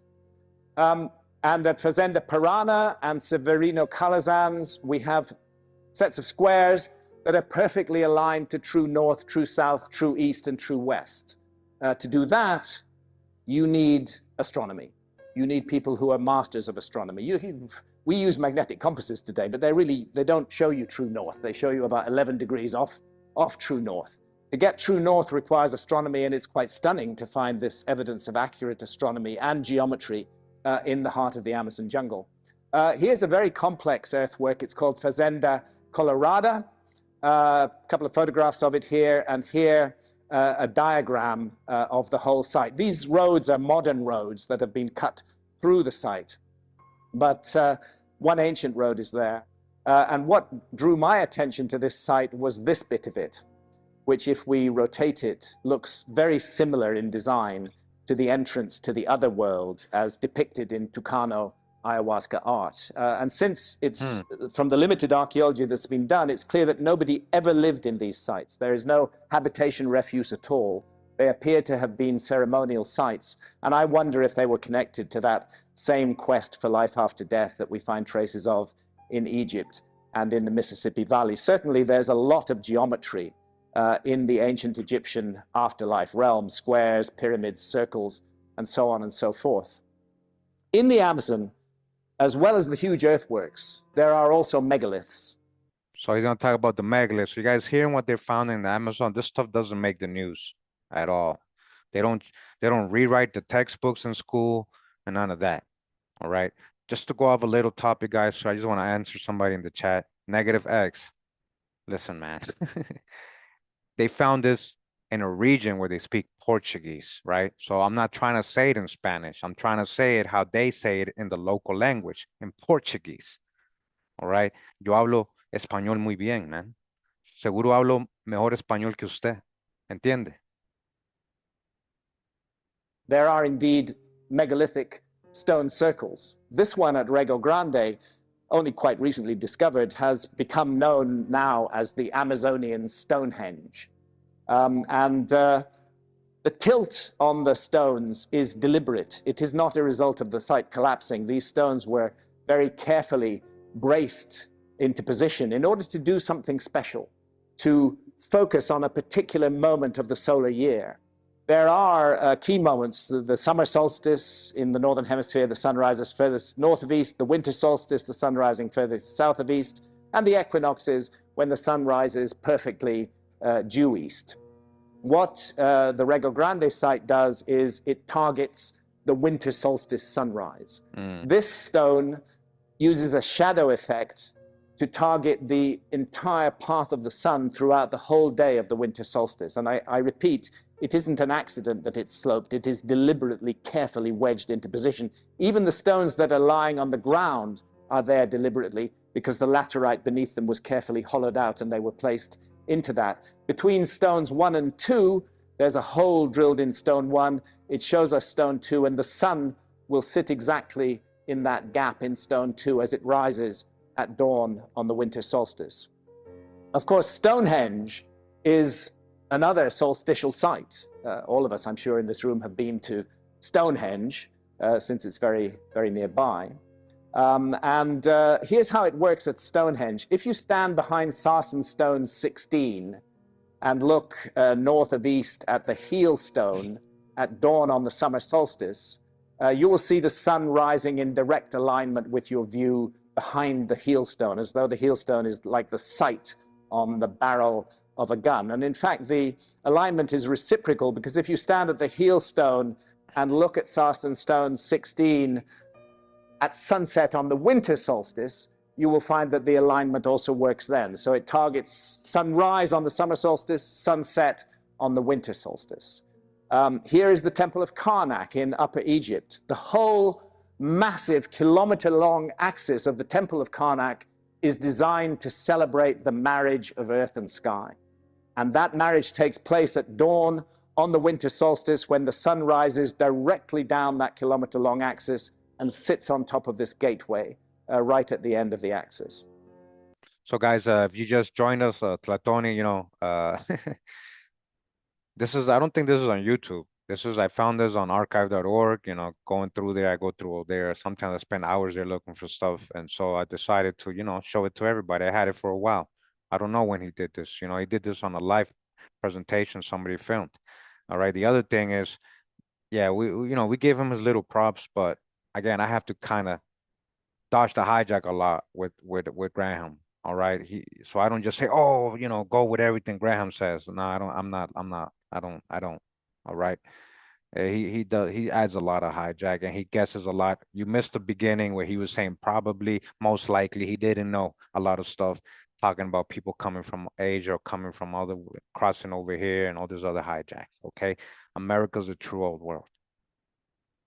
This is what you see if you get up illegally on the back of the Great Sphinx. You see the back of the Sphinx's head, of course. If you were there on the summer solstice, the sun would rise over here. Winter solstice, the sun would rise over here, south of east. But if you get up there on the equinox, when the sun rises perfectly due east, you can see the particular marriage of earth and sky that is being celebrated by the Great Sphinx, because it gazes directly at the rising sun on the equinoxes. Same happens at Angkor Wat in Cambodia. Very carefully designed. Place yourself on the central causeway, look directly at the central tower, be there an hour or so before dawn, and then you'll see the sun come up and it'll rise up the side of the central tower until it sits exactly on the top of the central tower, lighting up the whole place like a fairy tale kingdom, celebrating the marriage of earth and sky, as above, so below. Now let's go to North America. This is Serpent Mound in Ohio. Very obvious why it's called Serpent Mound, because there's a serpentine mound here. Santha was able to get this photograph with a drone that she positioned 400 feet above the site. Serpent Mound is built on a natural ridge. And that natural ridge, you can see it in diagrams here, has a pronounced twist to the left, which the head and jaws of the serpent also mirror. And you can see it again in LiDAR, with all the vegetation stripped away. There's the Serpent Mound, and there's the natural ridge on which it stands. And it turns out that the ancients had spotted something very intriguing. This was a place where ground whispered naturally to sky, because that natural ridge is oriented to the point of sunset on the summer solstice. And seeing ground speaking to sky so intimately, the ancients decided to celebrate that moment, and they created Serpent Mound on top of that ridge. Interestingly enough, we've only known this for about the last year. The heel stone and the sarsen stone at Stonehenge were always there. All right, so before because he was talking about Serpent Mound, I want to say something about Serpent Mound, right? That I noticed. I don't know if anybody else did, but I think they purposely build it on this, you know, whatever this like rock mount is, a natural one, right? Tell me if there's anybody, what does that look like? Now I'm gonna give you a hint. It's a sexual part of the body. What does that look like? Right? I don't want to say it because I don't want to get the video blocked, but you know, the male sexual organ, right? Look at where they build it, right? Look at where they build it. All right. To me, this is the act of conception, like you know, the seed, right? Passing the sperm into the egg, right? And then hold up. Look at this. And somebody, oops, sorry. Somebody else kind of I think noticed that. Now look at this, right? Sperm cell. Now this is in Ohio, right? So it says turtle serpent mound, depiction of fertilization during the peak of the sun cycle. Just what he's saying, during the peak of the sun cycle, summer solstice sun. Yeah, the phallic, yeah. There you go. They say phallic worship, but it means something, right? So the act of conception, or the seed, the sperm going into the egg. You can even see the, like, what looks like they're saying snake, right? Or serpent, but this could be the sperm cell, right? And the egg. And then Ohio means the start of it all, the beginning or start of it all. That's the motto of Ohio. There's a lot of history with Ohio. I'm talking about ancient. and people coming out of there, civilization, a lot of people. And it's very close to the oldest land in the world, the oldest part or geology of the world, where Louis Agassiz is letting us know, near the Laurentian Mountains, near going up towards Canada, New York, Quebec. It's not too far from there. It's not too far from the oldest forest near Catskill, New York, the oldest trees. Like, it's very close. This is a part of the Antilles. When we're talking about the Antilles Island, that ancient mythical place, he mentioned High Brazil today. But literally, this is built on what appears to be like, the male sexual organ. And then you got this serpent and the egg, right? I mean, just put it together. Somebody else, I found this online. Somebody else had thought of this. As it says here, the azimuth of a sperm cell during ovulation. Okay? Serpent mound. What happened there in ancient times? What are they telling us? They're natural features. They were not brought from the Marlborough Downs. They stood on that site always. And the reason that the Sarsens were brought 20 or 30 miles to Stonehenge was to celebrate that natural marriage of earth and sky, the alignment to the solstices between Sarsen Stone 16 and the heel stone. And that's exactly the same thing that's happening at Serpent Mound, that here we have a ridge, earth speaking to sky, let's celebrate it, let's monumentalize it with Serpent Mound. So this is what happens at sunset on the summer solstice. You see the head of the serpent, it seems to be seeking out the sun, and then as the sun begins to go down, you get it more clearly, this beautiful alignment between earth and sky, and silence falls over the scene, and the majesty of the site just overwhelms you. Going north from Serpent Mound, there are two interesting geometrical sites. One of them is called High Bank Works, and the other is called Newark Earthworks. I don't have time today to get into detail on High Bank Works, but I want to draw your attention to one thing. High Bank and Newark are 60 miles apart. They both contain, as well as many other features, including a great square and multiple other circles, they both contain a combination of an octagon and a circle. The octagon-circle combination at High Bank is oriented at exactly 90 degrees to the octagon-circle combination at Newark. And to do that across 60 miles is really a remarkable feat of surveying and setting out and geometry. And we can't deny it. It's a fact. It's there, this 90-degree alignment. This is what you see. This is a 1934 aerial photograph of the circle-octagon combination at Newark. And those parts that still survive are now largely contained within a private country club, including an 18-hole golf course, which promotes itself as, quote, unlike any other in the world. It is designed around famous prehistoric Native American earthworks that come into play on 11 of the holes. Well, I have to say, at one level, I find it very disturbing that this ancient sacred site is now a golf course. But at another level, I welcome it because it's preserved that site. If that site hadn't been taken over by a private country club, you can be absolutely sure it would have been plowed under and turned into agricultural land. So at least something is left, and you can get a sense of the scale of it from these shots inside that private country club. Interesting comparison between the octagon circle combination at Newark and another octagon circle combination in the Amazon. That's what I was saying earlier. Same like North America. They're finding over there in the Amazon, after they're clearing the forest, they're finding the same geometric patterns on the floor, just like in North America.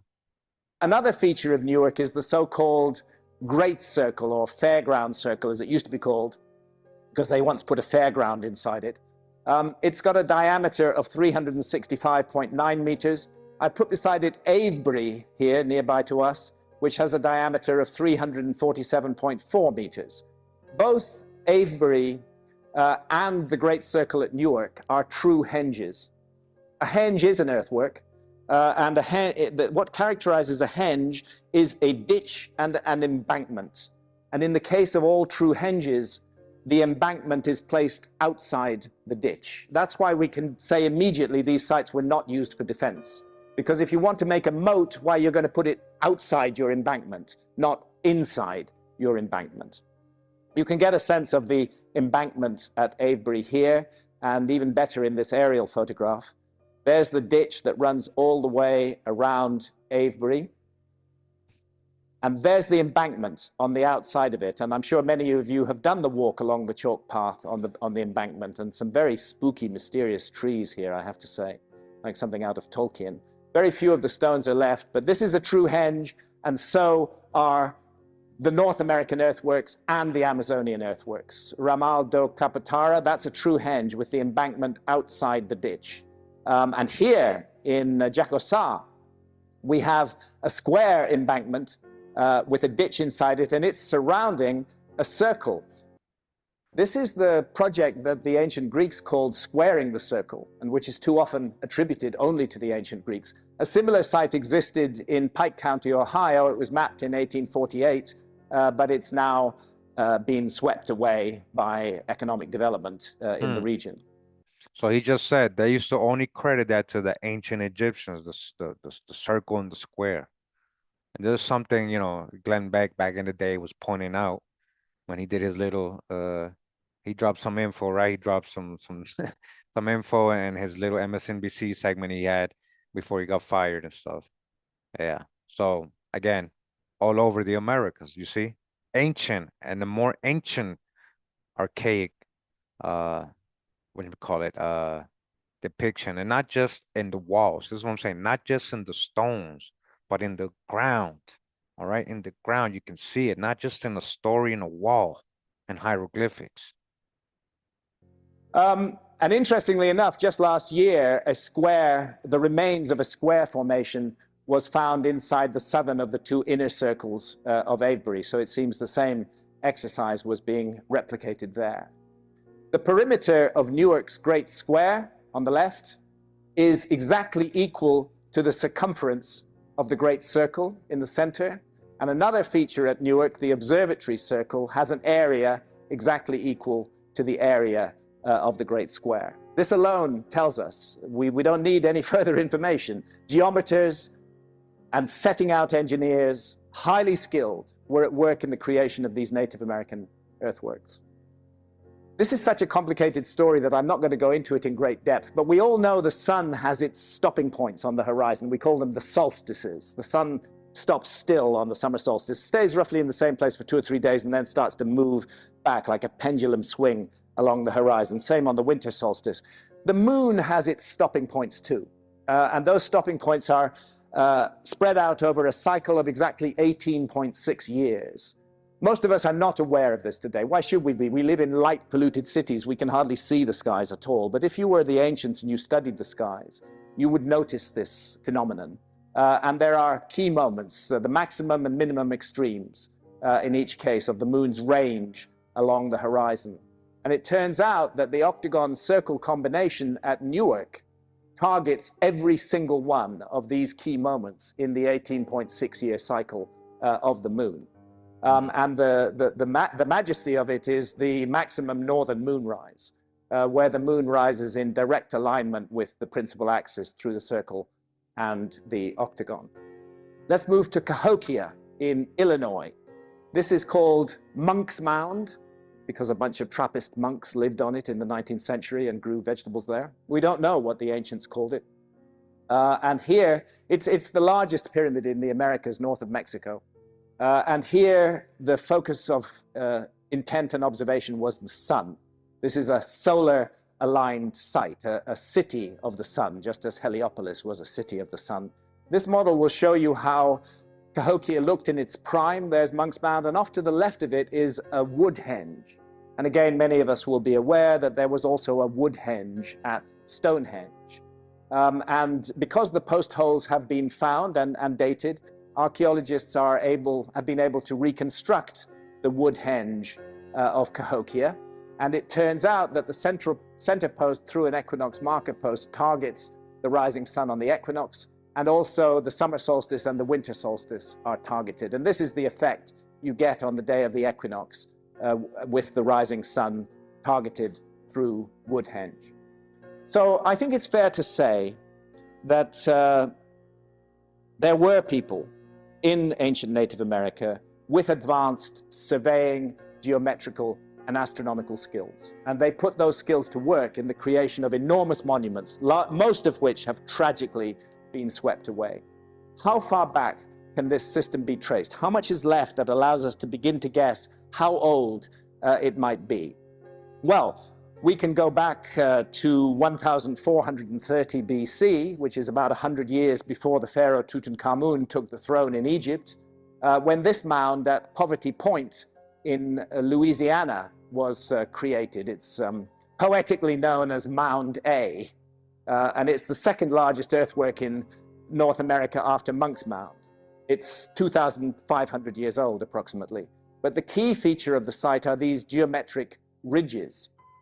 And a thorough archaeoastronomical study has been done by one of the great scholars in this field, William Romaine.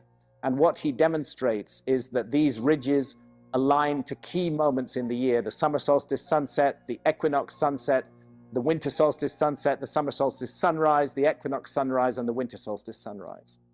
And not only that, as we go south from Poverty Point, we come to a place called Lower Jackson Mound, a few miles to the south.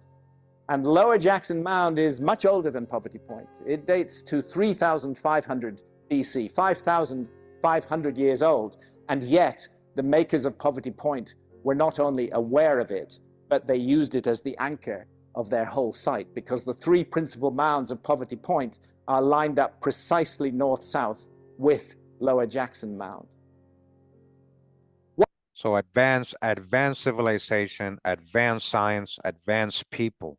This is what we were reading about yesterday in that other book. It's gonna get deeper. We've been going over this, the alignments and everything. These were not just savages, just common people. There was an advanced civilization here, and this is what was copied throughout the world. Watson Break is, again, about 5,500 years old. It's an oval of mounds.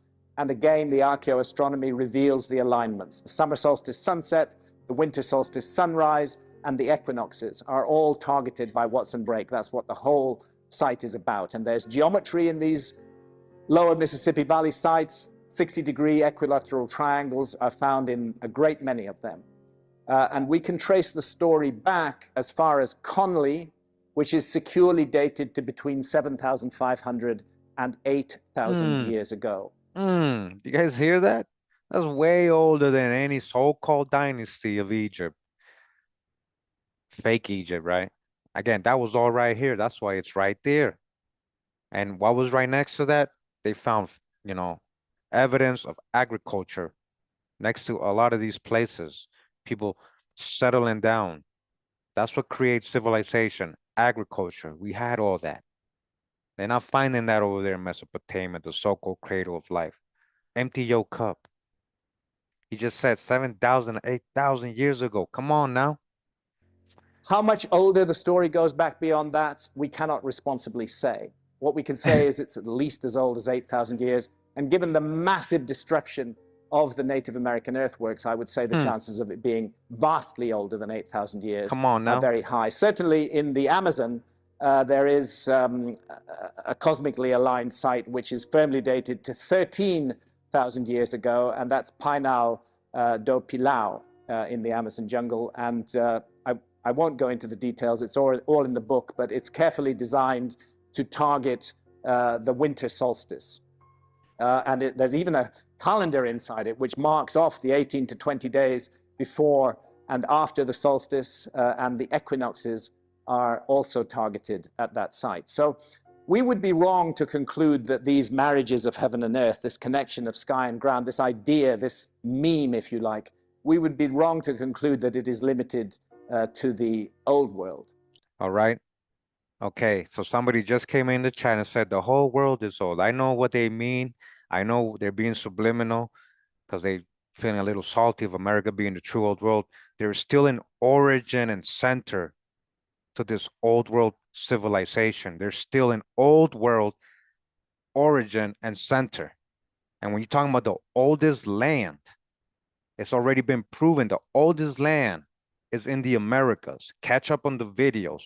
Don't come here feeling all offended or salty because you were taught something else or you believe in something else, okay? Empty your cup.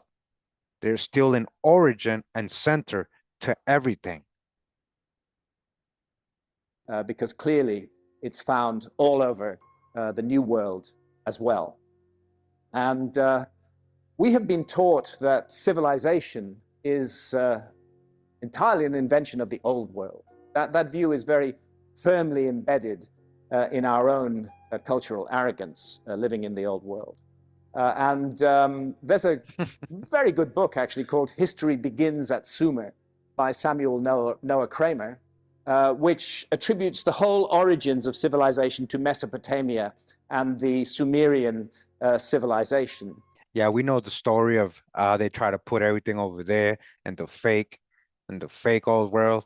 Oh, you mad salty, man. Don't worry about it. It's all good, man. You should just listen. You should catch up, actually. You're 8 years late. You should catch up. Now he's going to go into the hijack. He's telling you about the hijack. This is the hijack we are taught in school when they haven't even found any fossilized agriculture there. Like they have found 8,000, 9,000, 10,000-year-old fossilized corn, squash, and all that. All right. Maybe you got to be humble. If you come in here with your preconceived beliefs and you're not ready to empty your cup, I don't want to hear opinions. All right. I don't want to hear salty people give opinions. Now, again, he's going towards the end of his presentation. He's going to start talking about some hijack. He's going to get into the space stuff. All right. So be ready. And says that it all began here between the Tigris and the Euphrates rivers. Certainly, nobody was, until very recently, has been open to consider the Americas as a place where civilization. You hear what you just said, right? They told us Mesopotamia was a kiddo, but nobody has actually considered the Americas. He just told you, right? He like, that's what I was saying in the beginning. He knows what's up. He just can't just say it. But he knows what's up. And I know a lot of you gonna not like that. You feel a little salty about it. Yeah, I know. Trust me, because I get you guys commenting every day with the same thing. Well, basically, if you want to use Pangea, that's to me, that's the last resort to a Pan-African. Oh, but Pangea, we were all connected. Well, the oldest part of Pangea was here in America. If you understand it that way. Do you understand it better that way? Huh? Can you see me? Do you understand it better that way? The oldest part, the oldest land in the world is in Americas. Read geological sketches from Louis Agassiz, the most famous geologist. Chapter 1, America, the true old world. And then when you talk about agriculture, food, 600 out of 640 food plants or crops in Africa originated in America. All right, empty your cup. If you really like history, if you really want to learn things, that you would embrace this new information. You think they taught us everything already? You really think they taught you everything in school? The same people tell you that you came out of apes. Same people that say you come out of apes. Might have begun. And that goes partly back to the long-held view of geneticists, now challenged by the new evidence from the Amazon, that there was a single common and relatively recent origin for Native Americans, and that they came across the Bering Straits when the Bering Straits were a land bridge. So that's the hijack. This is what I'm saying. Now they come with their Bering Strait theories and all these other theories. These are theories. They literally call them theories. There was people here. He has a whole chapter on that. They found evidence of human habitation in the Amazon, 100,000 years, he says. And then in California, in the Catalinas Island and all these places, 130,000 years, according to the geology. They're finding bones, mastodon bones with human artifacts right next to them. Okay? Calavera stone, Pliocene, man, in America. Come on, man. We've gone over the research that you guys haven't watched or refused to watch or refused to accept. Welcome, everybody. Hope you guys enjoying this. Shout out to Graham Hancock for being, he's dropping a little bit, but then he's trying to go back because then he won't get the funding. You know how it is. That explanation no longer holds because of that Australasian DNA in the Amazon. So he said the Bering Strait theory doesn't even hold anymore because he's saying the Aborigine Australians have the same DNA as a lot of the tribes in South America. And They didn't come through the Bering Strait. This is the idea, but it just doesn't make sense anymore Doesn't now make that sense. we don't have a DNA trail in North and Central America. And here's something else. This is New Scientist from the 26th of March, 2013. Migration mystery. Who were the first Americans? I'll just read a little bit of it. Not so long ago, there was a simple and seemingly incontrovertible answer to the question of how and when the first settlers made it to the Americas. Some 13,000 years ago, a group of people from Asia walked across a land bridge that connected Siberia to Alaska and headed south. And those people have been named by archaeologists the Clovis culture. We do not know what they called themselves, but this is the name that archaeology has given to these people. And they made these very distinctive Clovis points with fluting in them, both arrowheads and spearheads. The Clovis first paradigm that humans had first entered the Americas around 13,400 years ago, that the Clovis culture was the first Native American culture, became a kind of dogma in archaeology. And that's one of the reasons why I disregard archaeology as a science, because there's no room for dogma in science.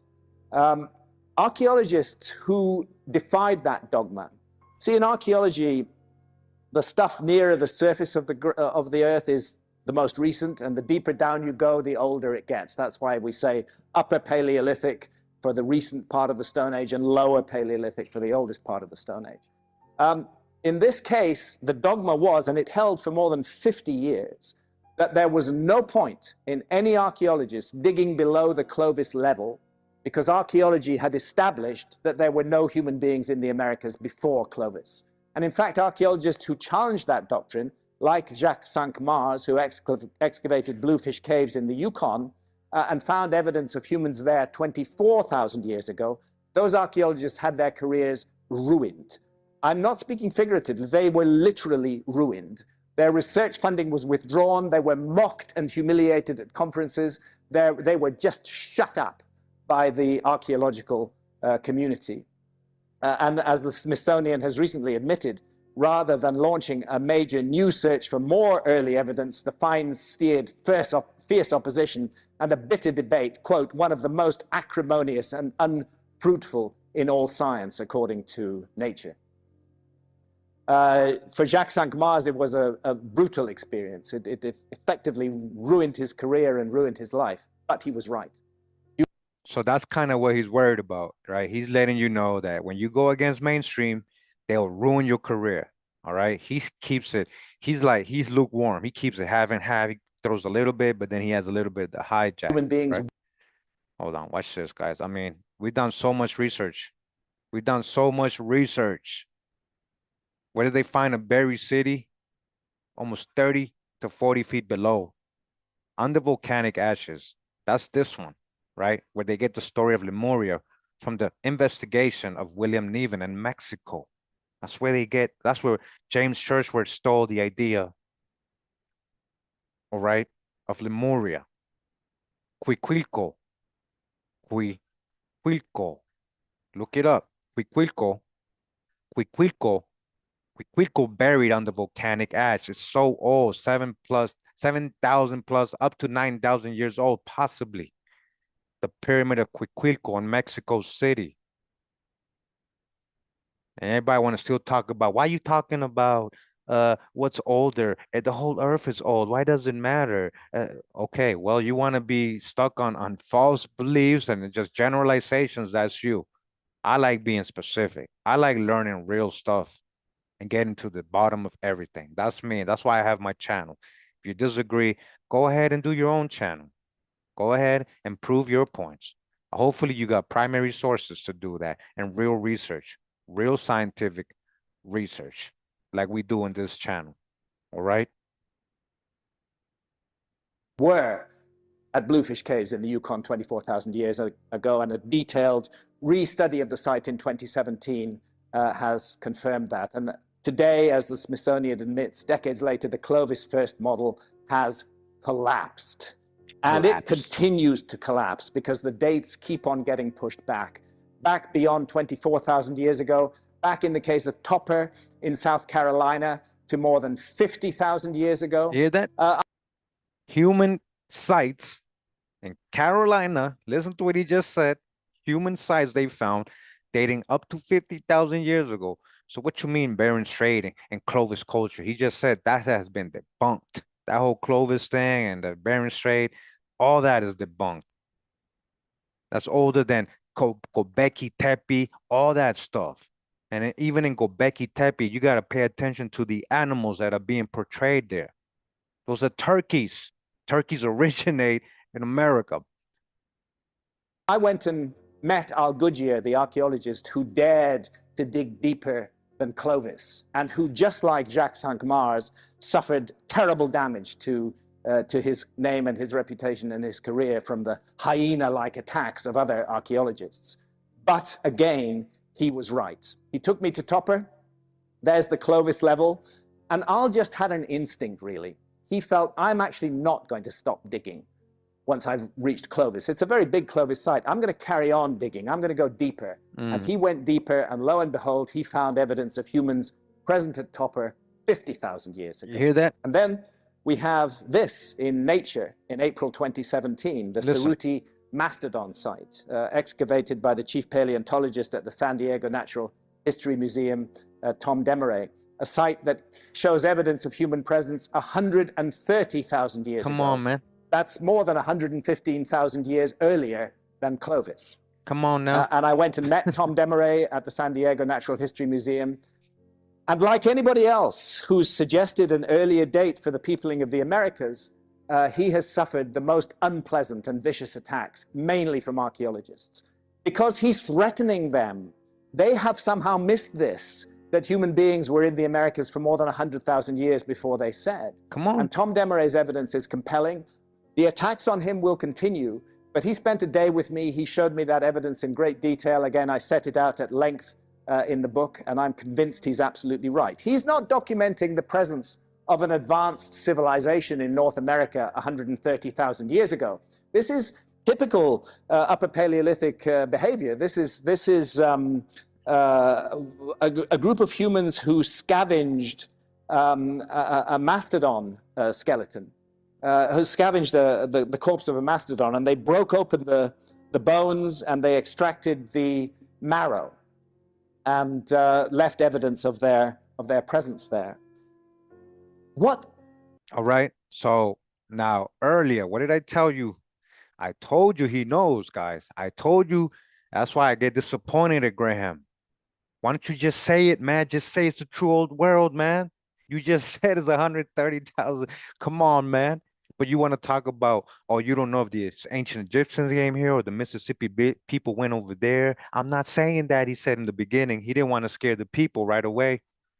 I bet you the people now that are hearing him, they're like, oh, wow, I didn't know none of this. Like, whoa, there you go, Guadalupe woman, the Guadalupe woman, right? I mean, you saw what he's talking about just now. I have a video on this. Go check it out, guys. I have a video. I know it's hard to catch up on all my presentation. I got over 950,000. I've gone over this stuff, but a lot of people still not paying attention. A lot of people still want to talk about Pangea. What about Pangea? What about it? Like a broken record. Pangea, Kurimeo, Pangea. Okay, well, if you don't understand what I'm trying to say, then maybe you'll understand this. The oldest part of Pangea is in America, if that's how you want to see it. Okay? So we're talking about Guadalupe. Hold up. You want to talk about Guadalupe woman? The Guadalupe woman, huh? Look up the Guadalupe woman. Look up the Guadalupe, oldest modern human remains on Earth, and Guadalupe Island in the Caribbean. Oldest is fossilized. This is just like the Calaveras. Hold on. Just like the Calaveras human skull. Now, when they're saying 2 million, now that number could definitely be wrong, but point is the oldest human type, not monkey type, not monkeys like in Africa, not monkeys. And whether this was in strata that's 2 million years old because of a cataclysm, that's a whole other thing.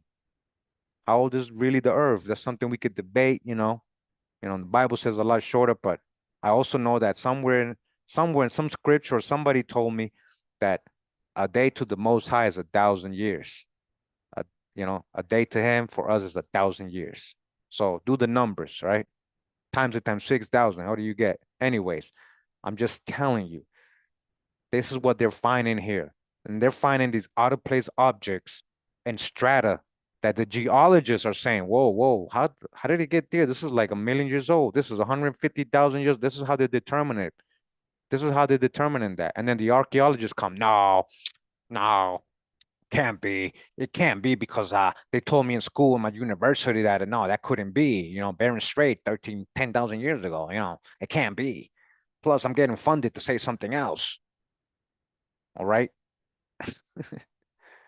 Is important about that finding is that it raises a big question mark over our entire notion of the prehistory of the world. Yeah, so if you go off Google, right? So somebody's saying that, sorry, I'll go back to the presentation. I'm just trying to get in the chat. So somebody in the chat said, not saying you're lying, but Google's downplaying the caliber.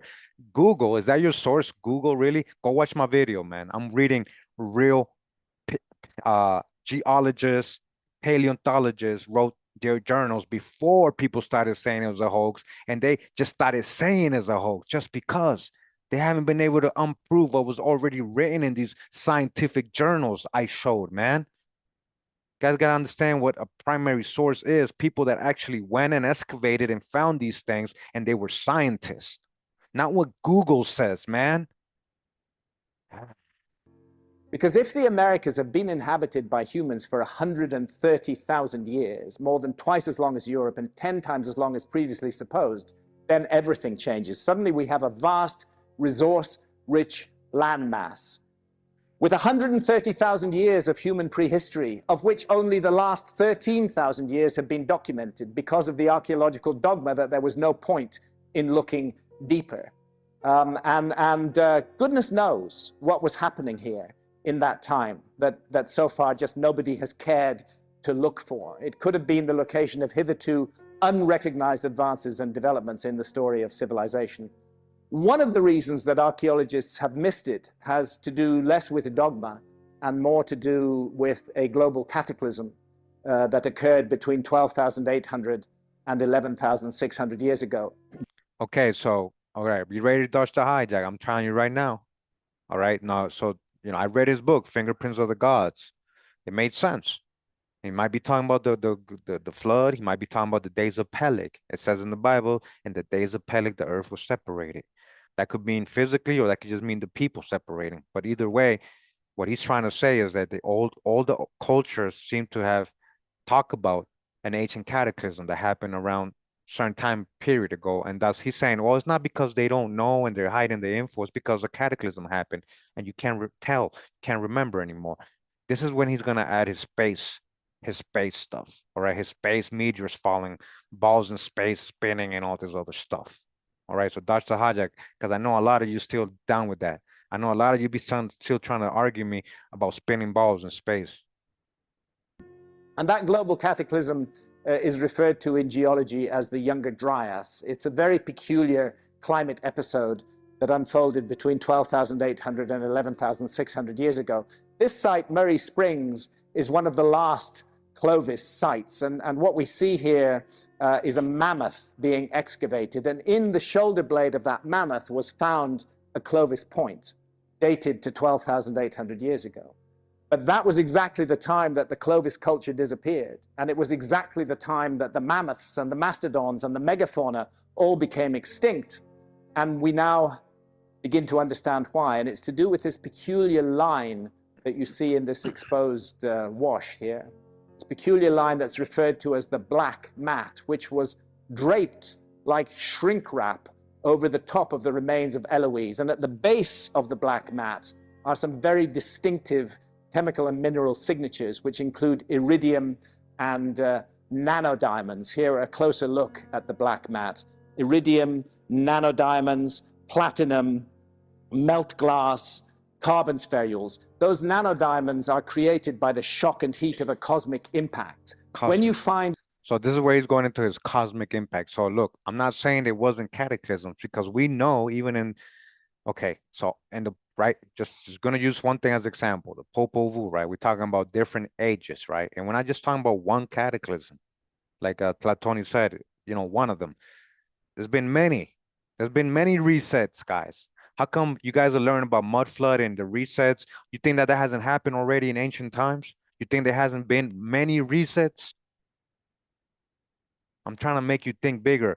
Now, I did a video a long time ago when we're talking about calendars of the ancient world.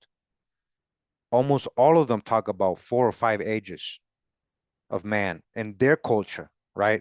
And again, these are probably copies, duplicates of the ancient original where it came from, right? Either way, they're talking about different ages coming about. Not just one, not just 12,000 years ago, but even one before that, and before that, and before that, you know. Now the thing is, he adds his space stuff. All right, you gotta really dodge your hijack because in the beginning he said that the ancient people said there was a cataclysm because of a large snake. A large snake caused it. What is he talking about? Talking about dragons? What are we talking about, really? All right. So when I'm talking about the calendars, I might have to do the video again. That's gonna be a really that video is gonna be. I have to take my time with it. When it comes to the Hindu calendars, even the Middle East calendars, the American calendars, and many ancient calendars, it seems like they go up to 4 or 5 ages and it roughly about 40, 50,000 years that they're talking about different cataclysms happen. All right. Hey, activist plasma, there you go. Plasma serpent, there you go. So, I mean, but still, you know, getting away from the whole space thing, you know, because they want us to think space, space, space. We're spinning on a ball. That's limiting you. You're dizzy if you keep spinning. You're dizzy. You're not really, you don't have a foundation. That's why you're always like all over the place. You don't know much because you don't have a foundation. Stop spinning for a little bit. Just stop spinning, my people. Just stop spinning for a little bit. Have a foundation. All right, here we go back to the hijack cosmic impact. Here we go. All of these impact proxies together in one place in abundance, it's really hard to explain them any other way than a cosmic impact. As a result of this, a group of more than 60 scientists since 1207 have been advocating what is still a very controversial hypothesis, and that is called the Younger Dryas impact hypothesis. And they are suggesting that this black mat and the impact proxies within it bear witness to the impact on the North American ice cap of several large fragments of a disintegrating comet. Let me just take you to the dinosaurs for a moment, because we do know. So this is what I'm saying. We're going into the hijack here, guys. We're talking about craters and impacts, and now we're talking about dinosaurs. We're talking about they found a tooth of an animal and then they recreated the whole body. What are we really talking about when we're talking about dinosaurs? But we're just gonna entertain this. Don't get caught up in it. I know you guys like a lot of you like hearing this stuff. When I was a kid, I loved dinosaurs and I loved thinking about space and all that. And Disney did a good job on me. You know, oh, space, space, space. Disney was involved with the Nazi engineers when they created NASA, and all these movie theaters, Paramount, all these people were involved in creating that idea of space and putting it in your head. All right. Now that the dinosaurs became extinct as a result of a cosmic impact. Nobody disputes that. Indeed, I'll dispute that, Graham. The KT event, or the KPG event as it's now known, is marked by a layer in the soil exactly like the Younger Dryas black mat. And it contains exactly the same impact proxies at the base of the layer. And Lewis and Walter Alvarez, the father-son team who originally made this discovery, were quite satisfied with the impact proxies, which are found all over the world. They couldn't explain them in any other way except a cosmic impact, but their colleagues didn't like it. And they were turned upon, and they suffered 10 years of bruising attacks before they found the crater deeply buried beneath the Gulf of Mexico, the Chicxulub crater. And now it's fully accepted that it was a cosmic impact that made the dinosaurs extinct. All right. So, you know, I'm telling you guys, he's about to go into a lot of space stuff here.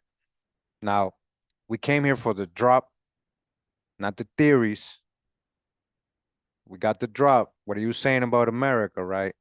Okay, he's showing a part of America right there, which is very interesting. Let me show you something. Let's get the internet out. Okay, let's go to Google Earth. Yeah, good old Google ball spinning. Google ball spinning. That's what we have to use, unfortunately. That's what they got. Yeah, so he's about to go into the hijack. I think we're gonna end his part right here. Trust me, I saw that all the end. This is literally the end. He got like 5 more minutes. So he all that knowledge just to say, okay, all this got wiped out by space balls. Okay. All right, let's see. Let's see if it works for me. Sometimes they don't. Okay. Mount Babel. Nope. Well, it's funny because they got one on that side too. Pretty interesting. But check this out. Shout out to UBTV, you know. Shout out to UBTV. All right, let's see if we can do this. Talking about space balls. All right. You see this? This is literally where he was pointing at. He was kind of pointing right here.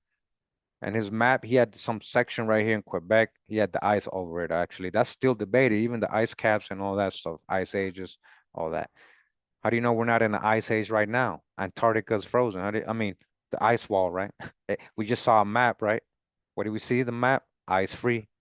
1587. Ice free. No ice balls. Shout out to 432 the drop radio. Who is UBTB? I mean, if you don't know, just go to YouTube search, put UBTB and catch up. Catch up, man. So UBTB showed, and it's, you know, again, this is very close to the oldest land on Earth, the oldest forest right here in Catskill, the oldest trees, the oldest fossils, the oldest water. All this is almost in the same area. What do we have here? See this circular thing, right? You see this circular thing. Look what it's called. Little Babel. Babel, Mount Babel. No, it's literally called Mount Babel over here. So what am I talking about? UBTB, you know, he did a good video on this possibly in the original Tower of Babel, Babel. You know, again, this is really close to the oldest land on Earth. Canaan, Canada, and very close to the middle, right? Very close to the middle. Now look what the map shows here. Look what the map shows here. Shows land in the North Pole. Land. Some say there was a large tree here. A large tree. You know, we had ancient large trees here. A lot of our mountains are tree stumps. A lot of our mountains are tree stumps. Now, I mean, you saw, now the ball started spinning all weird. Hold on, how do we, come on, man. Fix up. Okay. So you see this little circle. You think that's natural? That's pretty interesting. Babel. No, like even the mountain. I'm trying to click on it because I want to show you what it looks like there. It won't show us. Fly here, fly here. There we go. Oh, it's not showing us. Hold on. But anyways, check out UBTB's video on this. All right? Check out UBTB's video on that. Let me back up again. You see that circle? All right. What I'm gonna do now, hold up. Don't go nowhere. Don't go nowhere, man. Hold up, guys. We're almost done here. I appreciate you guys taking the time to join me today and sticking all the way to the end. Let me see. I got one more thing for all the Pangea lovers out there. All you Pangea lovers out there. Shout out to all the Pangea lovers out there holding on strong to the Pangea thing because it's trying to connect Africa. But Kurimeo, Pangea, man. Pangea, man. Pangea, man. Pangea, man. Okay. All right. What we got here? Geological Sketches, 1866 by Louis Agassiz, right? Louis Agassiz, right? I got to go baby steps. We're going baby steps. This is videos we've already done. Oh, I didn't put Louis. There we go. Who's this? Was a Swiss-born American biologist and geologist who is recognized as a scholar of Earth's natural history. Spending his early life in Switzerland, he received a PhD at Erlangen and a medical degree in Munich after studying with Georges Cuvier, Alexander von Humboldt. In Paris, Agassiz was appointed professor of natural history at the University of Neuchâtel. He emigrated to the United States in 1847. After visiting Harvard University, he went to become professor of zoology and geology at Harvard, to head his Lawrence Scientific School, and found his Museum of Comparative Zoology. Okay, now, why am I showing you this guy? So basically, and you take geology, if you take geology and universities, right? Hold on.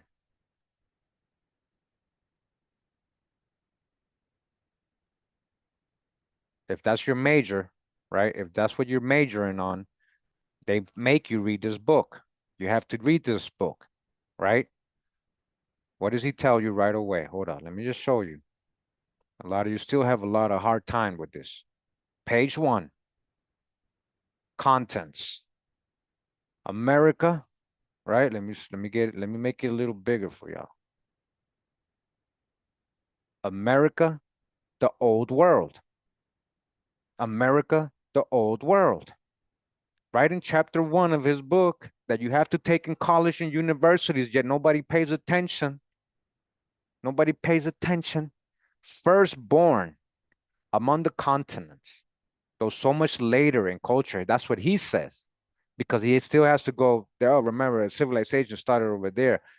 He's not an anthropologist and archaeologist. He's a geologist. So when it comes to his expertise, he let you know, firstborn among the continents, so much later in cultural civilization than some of more recent birth. America, so far as her physical history is concerned, has been falsely denominated the New World.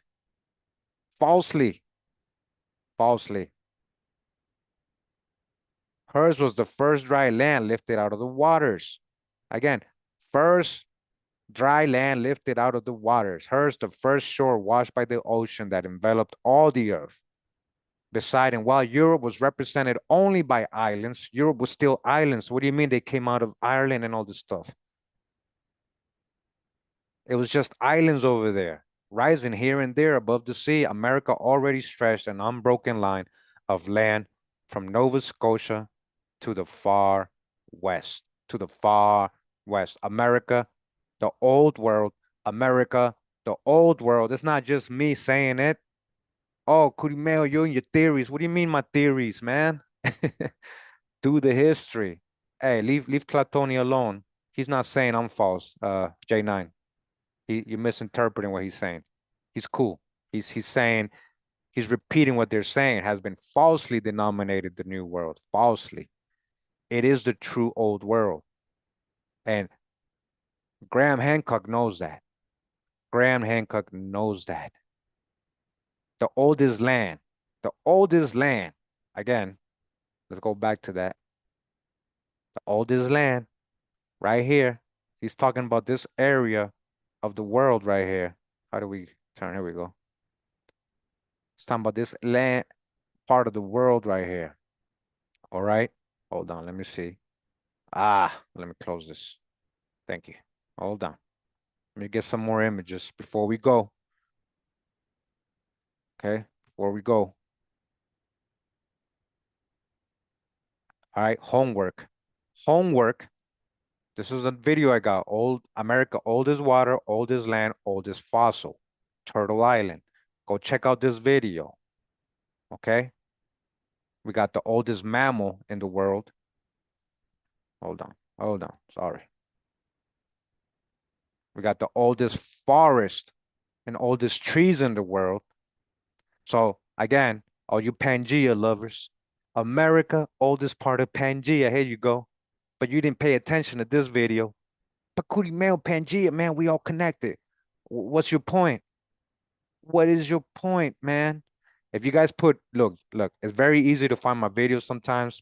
I got playlists, but if not, you just go to YouTube search, you put my name, Kurimeo, right? And then you put words like oldest. I bet you those two videos will come up. It's very simple to find my videos based on topics, guys. You put my name and you see all my videos pop up, right? You put my name and the topic, okay? Oldest forest. This is in New York, Casca, very close to where Louis Agassiz says the oldest land came out. So it makes sense. And it also makes sense what UBTV is saying about the Tower of Babel. We're talking about a very old place, right? Oldest lands, first civilization, Atlantis, so-called Atlantis. Look at this map telling you Atlantis. This is real maps. Oldest mammals in Brazil, the Brazilodon quadrangularis. Mammals originated in America. They came out of here. That's why they always showing dinosaurs. When they're showing dinosaurs, these sci-fi and National Geographic, where they always showing you? Mostly in the United States. Pay attention. Mostly in the United States. Pay attention. We got not only that, what do also we got? We got the oldest mummies, right? Look at this. We got the world's oldest fossilized skin found in Oklahoma. The oldest fossilized skin, guys. Again, I got videos on all this.